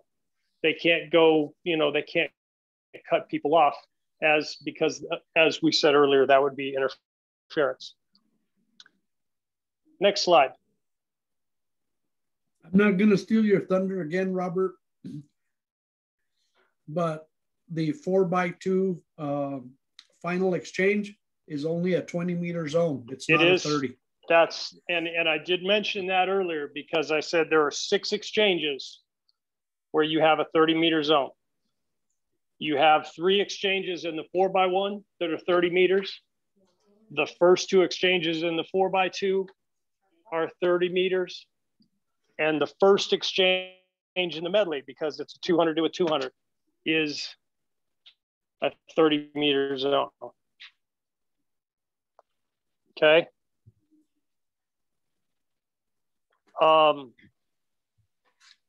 Relay infractions. Okay. Obviously, all of the regular track rules, including interference, are going to apply. Incoming runners cannot provide assistance by pushing an outgoing runner. You'll see that sometimes, especially if the handoff's been bungled a little bit.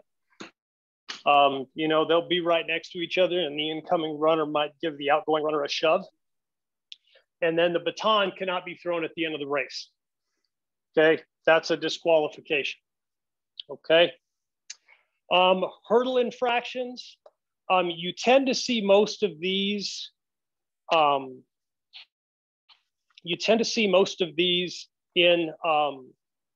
In the 300 hurdles as opposed to the 100 hurdles.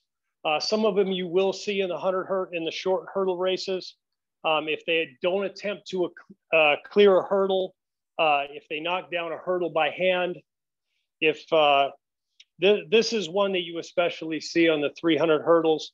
If they advance or trail a leg or foot along the side of and below the side of the hurdle gate. So if they're not, they have to go completely over the hurdle. The lead leg or the trail leg cannot go around the side of the hurdle. Okay. Obviously, they can't run around a hurdle. They can't run over a hurdle that's not in their lane. So you might see in the short hurdle races, you can't keep a hurdle at a player.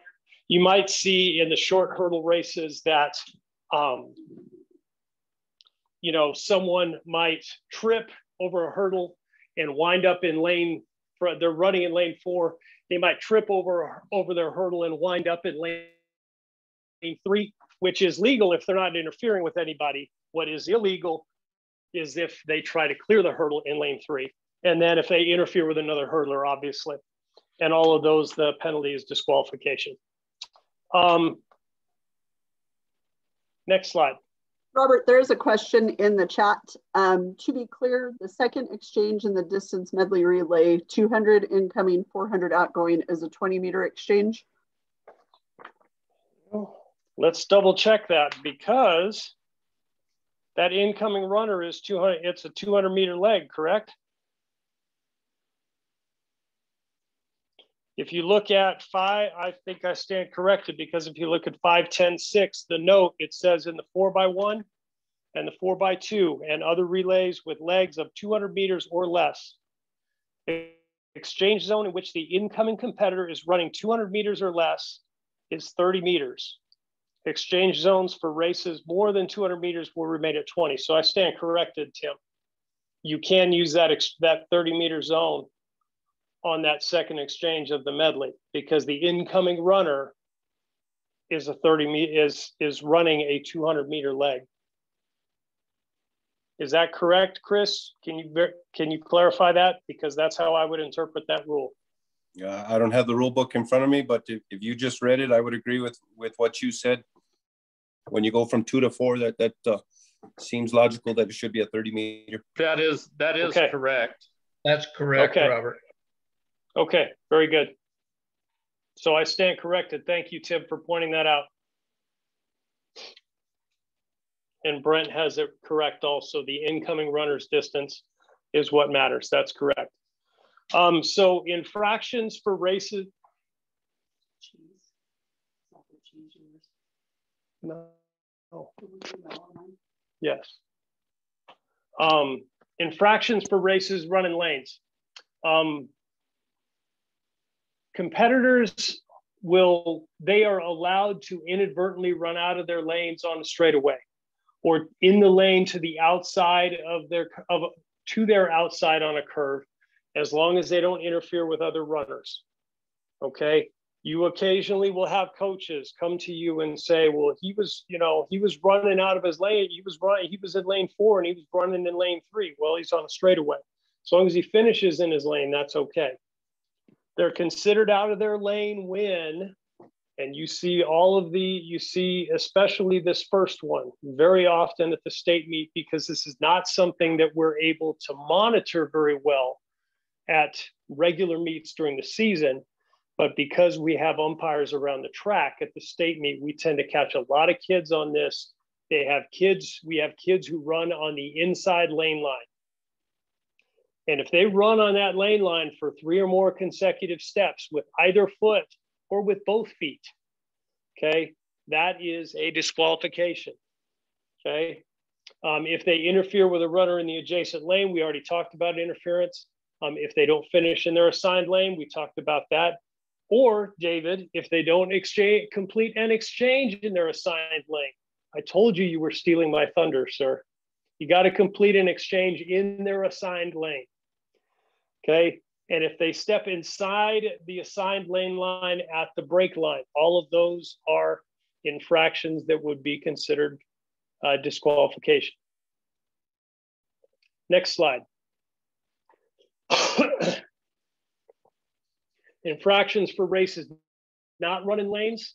You will see these first two, especially on distance races, they may not run on or inside the track curb or that painted line to gain an advantage or improve their position. You tend to especially see inexperienced kids in the distance races.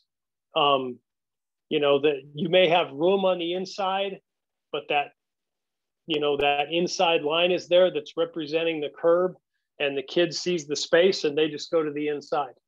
You'll see that pretty often in the distance races. Competitors can't step on over the curb or line 3 or more consecutive steps with either both feet, just like the rule where for races that are running lanes. Competitors may leave the track to pick up a baton. If it goes all the way to the infield, if it goes all the way off the track to the outside, they may go pick that up. They cannot interfere with other runners, and they cannot gain an advantage from it. Okay, and in a race on a curb where lanes aren't specified, some schools will still start distance races with that rainbow line and just allow runners to cut in as soon as they can, as soon as they are able. As long as they have a full running stride on the competitor to the inside of them or to the outside for that matter, they are allowed to do that. Next slide. Okay, so a few things that you need to do and before a track meet that you need to, especially if it's a track that you have not been to, you need to familiarize yourself with the track. Does it have a curb? Or does it have a painted line on the inside? Will the school put cones on the curve if there is not a curb? Some schools will do that, some will not. You want to know that. Are the track markings the colors that are listed in the rule book, or are they different colors? If they are different, you need to know what they are. You need to know where the different start lines are, so that you don't have the starter running the 200 meters from the, from the wrong line, or running the 4x4 from the wrong line. That's important. You need to make sure that the hurdles are weighted and that the hurdle gates are fixed. You need to count the hurdles because you need to know that you have, for a 7-lane track, you need to know that you have 70 hurdles that are in good working order to run your 100 or 110 hurdles. You need to make sure you have 3 exchange flags. You need to have white, and then the other side needs to be yellow or red, either one. And you need to make sure that the head timer checks the FAT device if one is being used. Next slide, please. During the meet, you need to make sure that you designate, as a referee, that you designate an exchange judge if the games committee didn't do so. Sometimes at the games committee, they will assign people to be exchange judges if they don't have people already, there to help them for that. If they don't do that, I will ask head coaches. I'll say, Coach, I need one of your people for the 4x1, and it'll either be them or it will be one of their coaches. That's how I get exchange judges. And I will talk to them before each race and make sure they know what the zone is. And I tell them to make sure that the baton is exchanged in the zone. Before you start your running events, you need to make sure all of the hurdles have been removed from the track, because the last thing you want is to be running the 4x4 and have a random hurdle on the track messing up somebody's exchange. That's how people get hurt. Before all hurdle races, when the hurdles are put on the track, you need to make sure they're on the correct marks. You need to make sure they are facing the correct direction. You need to make sure all hurdles are weighted and that they, all flights have all 10 for the short hurdle race or 8 for the long hurdle race. If a school does not have enough hurdles to fill, if they have a 7-lane track and they only have 62 hurdles, so they only have 6 flights of hurdles, you leave the outside lane empty. You make sure that you have you know, your flights starting from lane 1 and working out to lane 6. Okay. I always tell the starter at meets I'm working, you do not start the hurdle races until I come back and tell you to start them, because I walk and I check all of the hurdles. In between girls and boys races, you need to make sure that all hurdles have been adjusted properly. Again, especially for the 300 hurdles, you got to make sure that you have full flights of hurdles for all lanes. I have been at track meets where kids are running the 300 hurdles and they get to the third set of hurdles and 6 kids jump and 1 kid just keeps running because there's no hurdle in the lane. So you got to make sure that happens. And then make sure that all hurdles have been removed from the track before you begin the next running event. I think that's it for my slides, Dana. That is. Does anyone have any questions for me?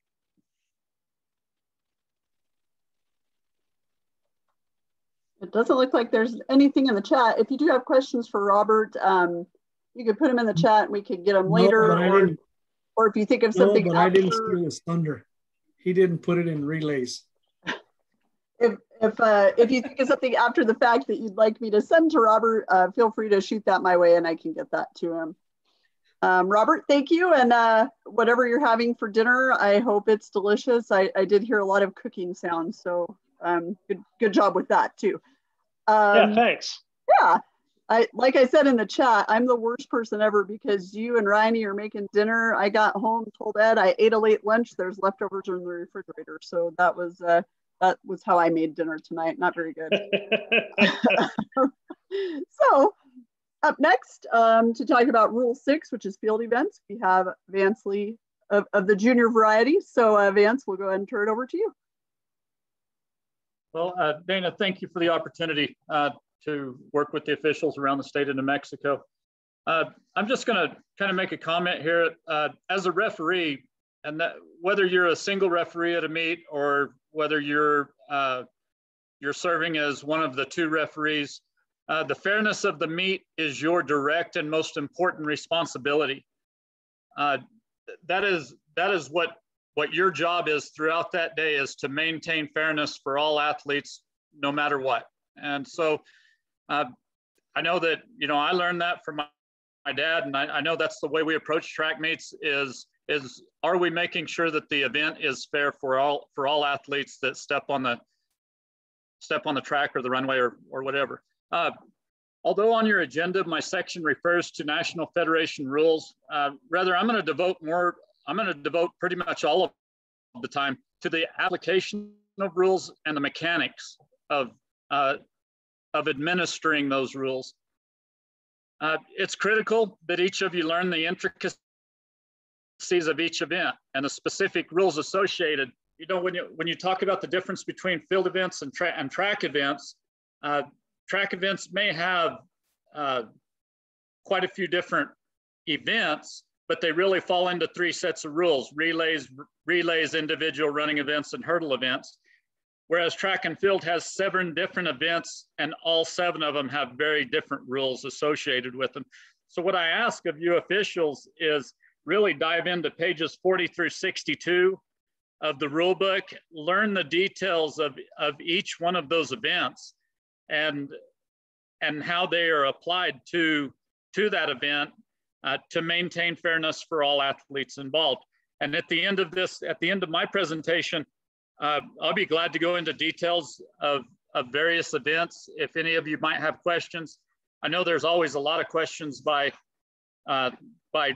event or track referees, sometimes about the field event rules. And so I'll be glad to have that open discussion with all of you and have some of you jump in there at the end. Although many field event rules and procedures are consistent from event to event, such as uniform, check-in, check-out, designated coaching areas, and expectations, and then sportsmanship, those are kind of consistent among all field events as they are with all track events.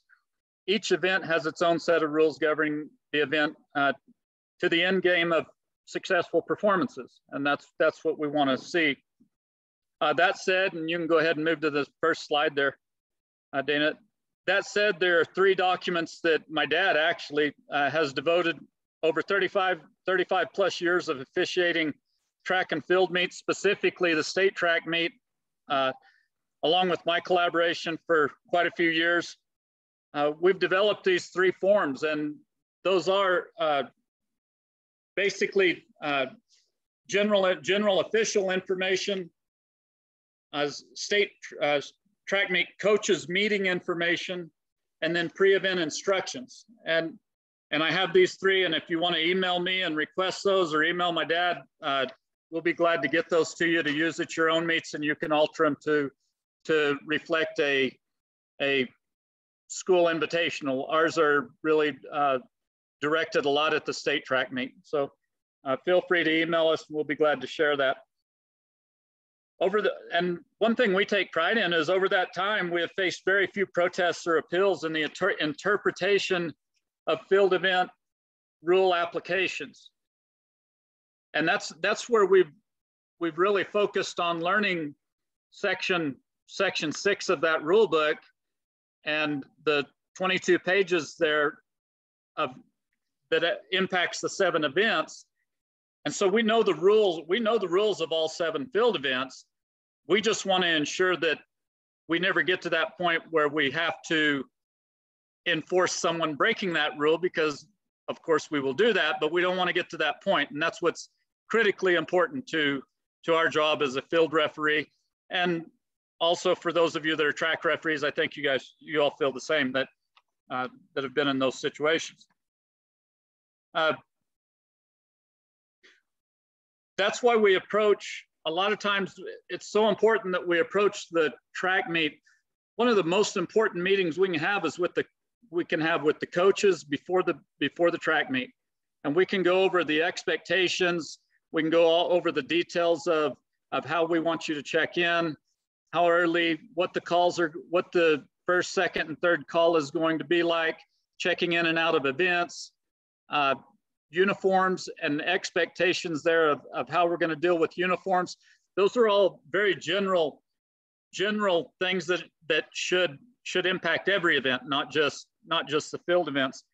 But it's a way that we do it. It's the way that preventative officiating can keep kids out of getting breaking rules and ultimately getting disqualified. So the second one that's very important, and I guess early on I didn't realize the importance of it, but I have come to really find that it's so important that you pull your head field event officials together and you go over a checklist of items that they need to cover with athletes right there at the event. Once again, it's the uniform, sportsmanship, check in and out. And then they need to go over a set of event-specific rules. And I'm going to turn this over now. We're going to kind of do this collaboratively. I'm going to turn this over now to Dale Lindley. He's going to go over with you what he tells the kids at the state track meet when he does the pre-event meeting with them. So Dale, go ahead. Vance, thank you very much. First of all, I just want to give my kudos to Vance Sr. and Vance Jr. because years ago, they showed me that, an official's consistency is very important. And so I have said the same things in my pre-event meetings for years, even right down to my corny, stupid jokes, okay? Because, a little levity kind of helps the competitors relax a little bit and compete, get their skill set ready for the meet. I always welcome and congratulate the athletes. It's important for them to realize their achievements because they're not all going to leave with the hardware. Then we like what Vance was talking about, we go over the uniforms, jewelry, and I know jewelry is allowed, but for the horizontal jumps, it's very important for them to, the athletes to realize that if something falls off into the pit, that's where we're going to mark where they broke the sand. And so, you know, it's their option. And, you know, the electronics, we talk about the language and consequences.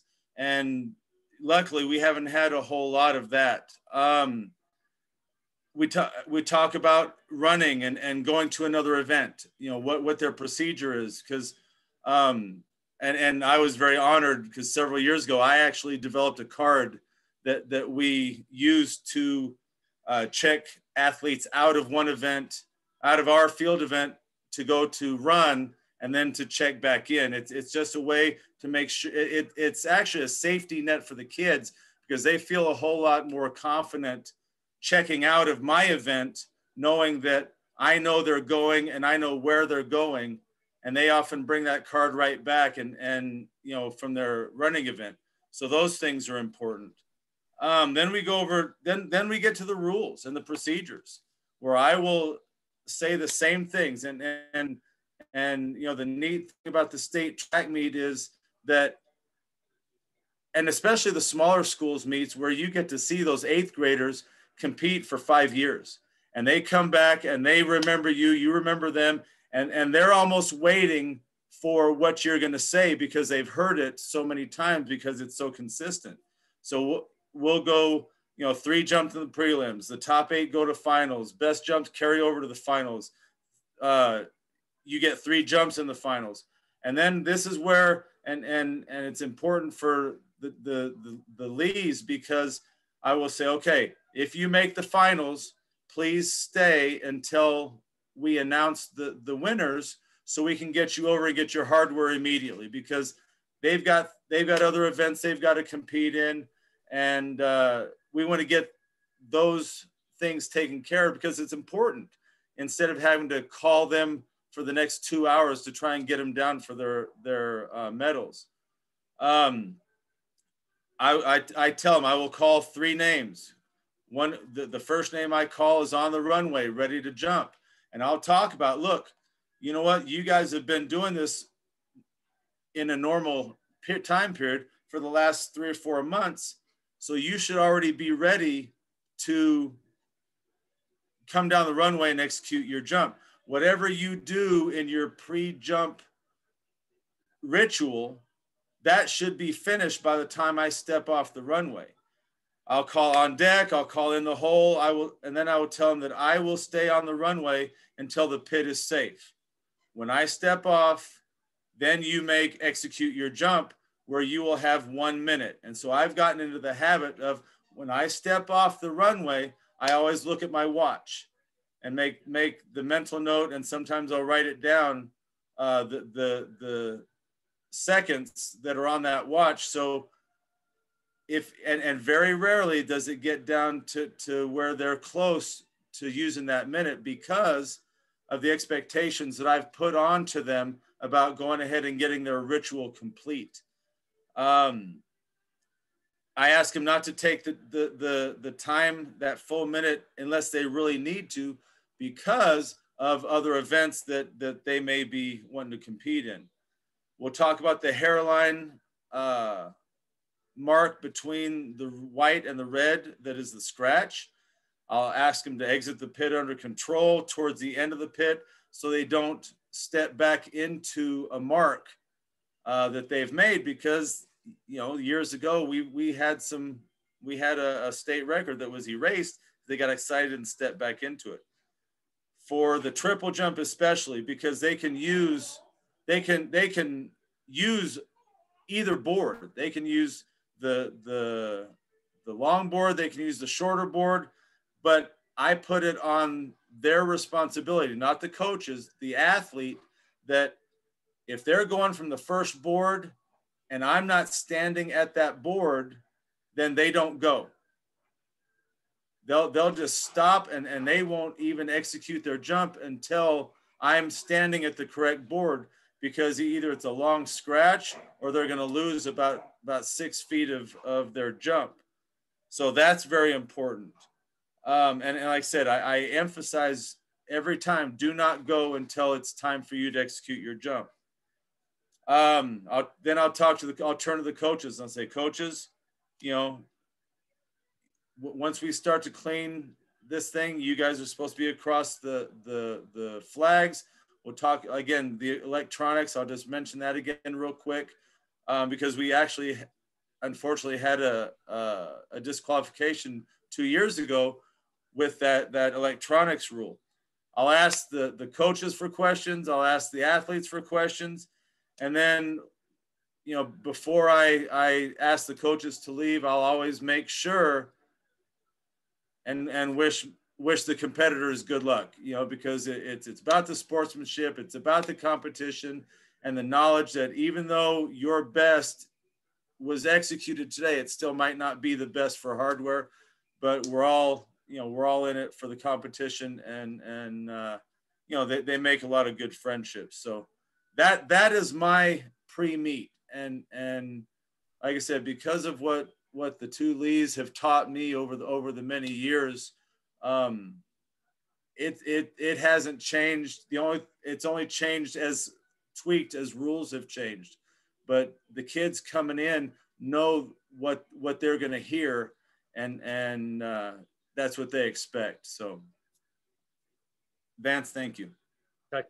And thank you. And I know that I was just looking through who's on the meeting here, and I know we got Paul Goris, Gary Schuster, Riney, you guys are all on there, and there are three other head field judges that we rely on, and they would have a very similar pre-speech that would be very detailed, but it would be very consistent. Working with all four of them every year, it's the same expectations, same rules, same expectations for leaving and coming back, whether it's the electronics, the uniforms, all of that. And then they'll get into the specific rules of the event. You know, if it's pole vault, I know Paul will talk to them about what constitutes an attempt. He'll talk to them about their poles, and that's in the pre-check, and make sure that the poles are taped right, make sure that their weight card matches with the poles that they show up with. And you know, I know he does a great job with that, and every year it's very consistent, very much the same. Gary Schuster, the same with whether it's the shot, discus, or javelin. It's always very consistent, concise, and expectations of how you enter the ring or how you enter the runway, and how you leave that after the throw. What constitutes a failed attempt? What constitutes a successful attempt? And so I know all four of them do a great job. But that's the main thing, and I think all of you would agree that consistency from year to year at the state meet means that when our kids, whether they're in that first week or that second week, they come to us really knowing what we're going to expect, because we have the same group. We have the same group that is preaching the same thing to them regarding the rules of each of those field events. So if we can go back to the slides, Chris.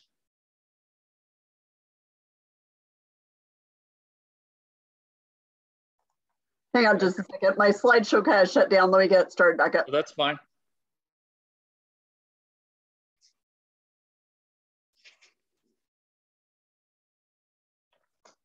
So it's at your hometown meet, and I know, you know, we're talking a little bit about the state track meet. At your hometown meet, it's important that you try to find those field event head judges that you can rely on from year to year, that are going to read the pages of the rule book, and they're going to know the rules to that event. They're going to know if they're running the long jump and triple jump, they're going to know the difference between a fair and a foul jump. In the triple jump, they're going to know what the phases should look like and how the foot strike should happen during the jump. They should know, Dale brought up a case in point there where a kid stepped backwards, and should know how to measure that attempt. If a kid one rule, and this is a rule that's actually changed years ago, is in the pole vault and high jump, if they hit the bar, kids go flying off the pit 100 miles an hour, thinking that if they get off the pit before the bar falls, that it's a cleared attempt. No, it's not. It's a complete judgment call on that event. So it's up to that head judge at that event to make that determination if it was the wind that knocked it down or if it was the athlete that knocked that bar over. And so you need to, as a meet referee, you need to know these rules so that you can guide your field event judges to know those rules, so that when we get to the state track meet, they already know the rules to each of these events. But like I said, in the general information, we talk about rule changes, and that these are officials' information for the state meet, but it could be for any meet. Calling foul, fair or foul, or use a red or white flag to indicate success of an attempt. Warm-ups may not take place in the venue until it's declared open and supervision is in place. This is a new rule, actually, in 2019. It's illegal to run backward or in the opposite direction, non-legal direction on a horizontal jump, the pole vault, or the javelin runway. That's a definite safety issue, and I'm actually glad they have that rule. That's also it's not in the rule about high jump running backwards. However, that's a safety issue as well, and you want to be aware of that. Profanity not directed at someone is disqualification from the event, and profanity directed towards someone is disqualification from the track meet. Athletes must initiate a trial that is followed through to completion within the time limit. And there on page 41, it's Rule 6, Section 2, Article 2, and it falls under D. There's a whole chart there that tells you what that rule is. I'm not going to read through that rule, but it tells you exactly what that rule is. So be aware of that on your time limits. Go ahead and go to the next slide. Well, Vance, can I interject something? Sure, Paul. This is Paul Goris. Yeah, just the thing about the high jump and running in two directions. For one thing, the running backwards I think, applies specifically to the warm-ups. And in the high jump, what's important to have is someone being traffic control. You're going to have athletes coming from the left and from the right. And you need someone, an official, working right there and saying, okay, you on the left go, you on the right go. And that's how you avoid the safety hazard in the high jump. Right. And I think the rule, the reason they don't include the rule in the high jump is because you have left and right-handed jumpers, and there is not necessarily a single non-correct direction. I mean, because you have them coming from both ways. But that's just a great point that Paul made, is as a event official, that's your responsibility to ensure that you don't have two kids collide right there at the pit. So you know, which ultimately falls on the meet referees, falls at the meet referee's feet. So as a referee, you really want to encourage exactly what Paul said. You be, as that event judge, you need to be you're the traffic guy too. So one other thing that we encourage, and you know, I'm not, early throws or jumps prior to leaving for a running event. We have field events that drag on forever. And probably the main difference between a running event and a field event in this aspect is that with the running events, they can't run that running event at any point in time during the event. They're set into heats and lanes and so forth. Whereas in the field events, we can move people up. We can get early jumps. If we don't do that, then we have field events that last until after the mile relay is done. And we're really trying to avoid that. So it's not that, it's not for track event referees and officials it's not that we're trying to hog the kids. We're just trying to get the kids home at the end of the mile relay and not an hour or two afterwards. So, but you have 10 minutes to report after your event's done. And that's something that we're able to do very well at the state meet. We're able to time that just because we have the number of people available. I devote a lot of time to writing down the time that they leave from the event, and then I'll watch the events. At your hometown meet, you're gonna have to make sure that your field event judges are just putting somebody in charge of being aware of that or being aware of that themselves, because it can be quite a burden on that field event judge to not only take care of their field event, but be watching the track events too, to ensure that they're keeping kids moving along and keeping these events moving along. In the field events, when the implements arrive, we'll allow for as much time as reasonable for warm up. After those implements arrive, this year is going to be interesting because of the COVID situation. I doubt that we want kids handling anyone other than their own implement. And so we're going to have a discussion about how we pull these implements and how that's handled.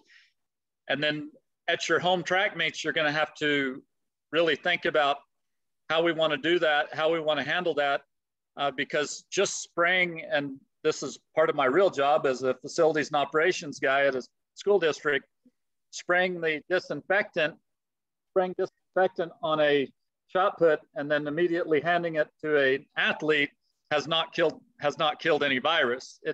It can take upwards of 7 to 10 minutes just to kill the virus. So we're going to have a discussion about that. I think everybody should have their own implement, and let's not share any implements at all.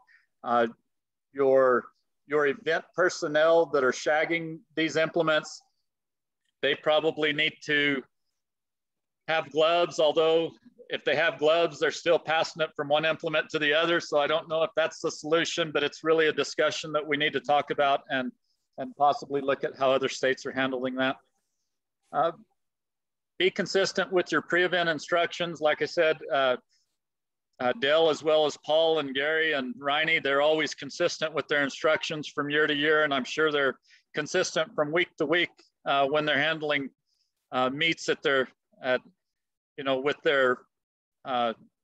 field event personnel. They're very consistent as well, and they expect that out of their personnel when they're a referee at their meet. And then we tell our event personnel that you're in charge of your event. It is your event, and we're going to support you as long as you're consistent and as long as you're following the application and the mechanics of that rule. So go ahead and move to the next slide. So at state meet, check with pre-event instructions. This is what we tell our head field event judges. Check your athletes, look at their numbers. Coaches may check their athletes in. We do allow that. We want to keep the markers on the straightaway runways. Keep their markers outside the white lines of the runway. We go over check-out, check-in procedure, and I think we've talked about that quite a bit, so we can go ahead and move on.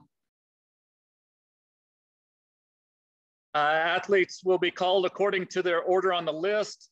We can, and this is where it is the discretion of the head event judge.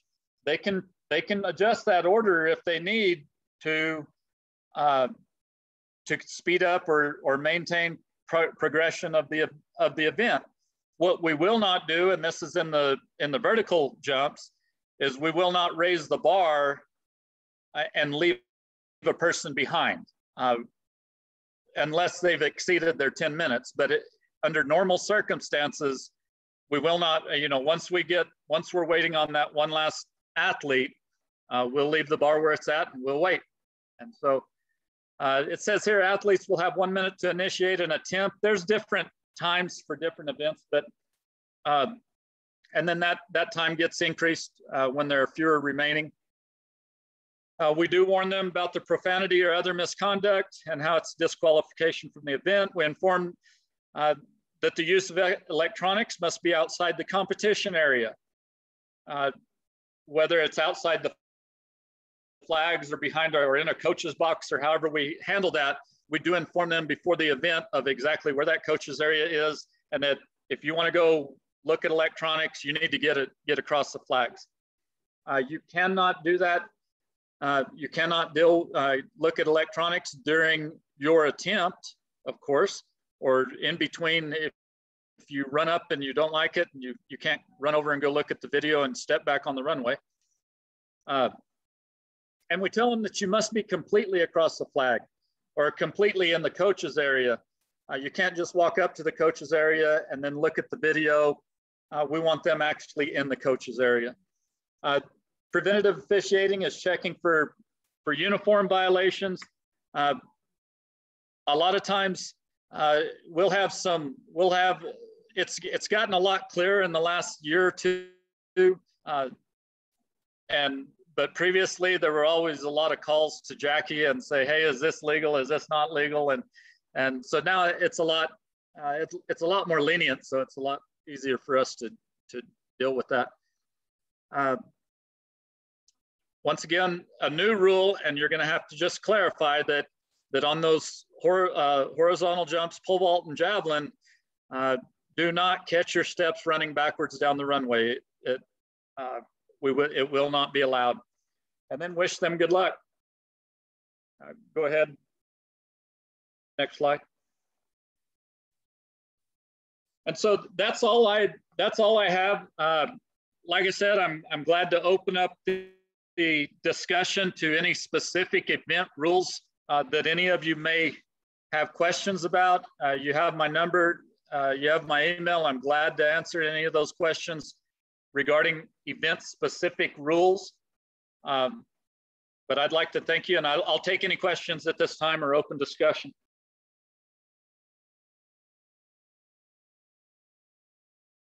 Thank you very much. Dana. Thank you so much, Vance, for that. And we appreciate that. We appreciate all of our presenters tonight. And we even had a bonus presenter with Dale. Thank you for jumping in as well, Dale. We appreciate that. I don't know which of you wanted to talk about this tips for successful meet officiating and finding a mentor. I didn't know if you had somebody designated. So just if you want to jump in on that. Well, I'll jump in. I know Robert's probably tied up cooking whatever great stuff he's cooking. But potatoes, definitely sweet potatoes. I think the tips, you know, Riney kind of hit it on the head. Know your rules, and know your rule book, and know your rules. And then beyond that, be consistent with your application of rules. You know, be very, very consistent. And, you know, I know sometimes it's hard, you know, you're officiating your hometown track meet, and there can be that pressure, and the parents are down your neck and whatever, but the integrity of the meet is solely falls on that meet referee. And so I'd say those two are probably the biggest things. And like I said, Riney hit it probably 5 or 6 times early on about know the rules of the meet. And as a referee, you need to know the rules of not only track rules, but field event rules. And I think that's so important. And we got Robert back from his chef Boyardee. But yeah, I know the rules and be consistent with the rules. I think that's the most important thing that you can do as an official. And I think this year, those are great. I think this year, especially, one of the things we're telling all of our sports that I think we need to say to our track officials as well is this year, have a little bit of grace. It's been such a weird year, and for some kids, it will be the first sport they're participating in. Some kids are strictly track and field. Just have a little grace, have a little bit of patience with them, because the first couple of meets might be a little bit, yeah, a little rugged, but just be as patient as you can, have as much grace as you can with them, with the coaches. And we're asking the same of coaches to our officials as we all kind of get the mud off the flaps, because it's been a while since we've all been back in the track and field circuit. So that's kind of my advice to you this year. And we would appreciate that very much. It's all about that preventive officiating, and every year, but this year especially. Dana, I think one of the things is you just look at who's on. I know there's 29 participants, but there's a great resource of all these people that are on, because if you don't know something, call somebody. I know that Vance and I talk about stuff throughout most of the year. Crazy things happen. And there's sometimes you need to talk to somebody. Hey, what do you do if this situation occurs? I've gotten phone calls in the middle of a meet from another coach at another track meet. Vance and I, we both got it one year at Alamogordo. We got calls almost at the same time from two different coaches at a different track meet. So, be a resource, be open to talk to somebody or to help somebody, because we don't know everything. Vance does, but not me. David, you make a great point, and I could go through each person on here and say that they have taught me something about track and field.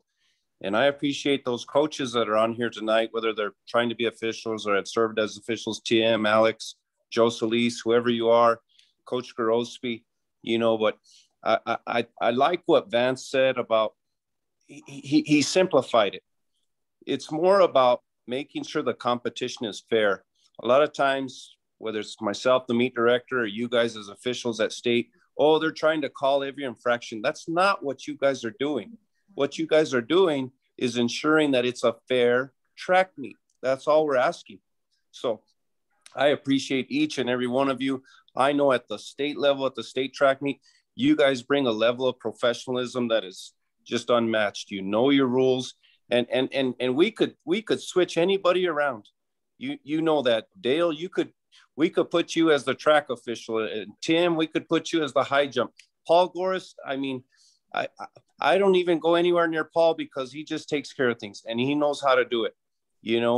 I love seeing Riney on TV at the Penn Relays or the Olympic trials. And I said, this guy's working the Olympic trials and he's coming to our meet every year, and people don't realize that, so I thank all of you. You guys are just great officials.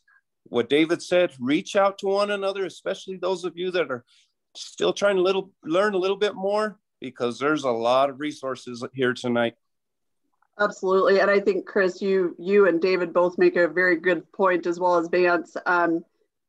Track has always been kind of my hidden pastime, I guess, that I love to do. I've been able to time meets. I time indoors sometimes at UNM and help with APS meets. I was part of the crew that started all the high-tech data entry stuff 100 years ago. I remember Coach Maskew was the district track data manager and used to bring a disc all the way to the NMOA office, usually on Mother's Day.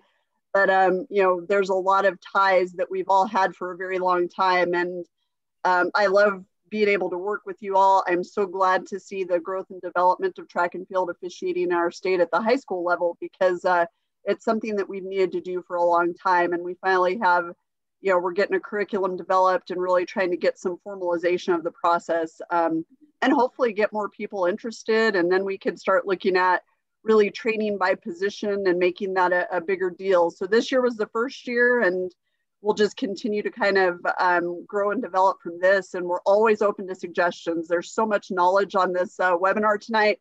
If you have any suggestions, ideas for things that we can do to help grow this sport in terms of officiating, please reach out. We're always, we're all ears. Some of the things we may not have the resources to be able to do it, but we'll try to do whatever we can to help you all and to help grow this sport, because track was my first love as a runner, and it's something that has stayed with me forever. So it's just exciting to be a part of it. Dana, this is Vance Lee, Senior. Hope I'm on long enough. I'm in the hotel room in Tempe, Arizona. But anyway, I thought this was a great presentation, and everybody on there did just an excellent job. And I'm wondering if you video this whole thing for future use, you know, for prospective referees or even for coaches or whatever. And I want to thank everybody involved there. And I'm wondering if Robert Abney is still on there. I've never, in 40 some years, I've never seen anybody get in the blocks without a baton for a relay. Thank you very much for everything. I have coached a kid who did that, actually, when I was still coaching. That happens. He coached him that way. It's his poor fault. coaching. Poor coaching. That's very poor coaching. That's why he but became it was a better. referee. But it was better coaching after he ran the 3200, because that didn't happen again. That's great coaching. He went from a horrible coach to a brilliant coach in just one kid, so that's good. If I could chime in once again, Dana, it's just, you know, like they just said, you could have had 5 different people here tonight present, and then another 5, and we would have got just as good information from anybody on here. We could have, you know, there's just a wealth of knowledge and just some people that really know what they're talking about. And I know we were on here a little long tonight, but yeah, it was great. It really was. I just want to say thank you again to Robert, Riney, David, Oscar, Vance, and our cameo presentation by Dale.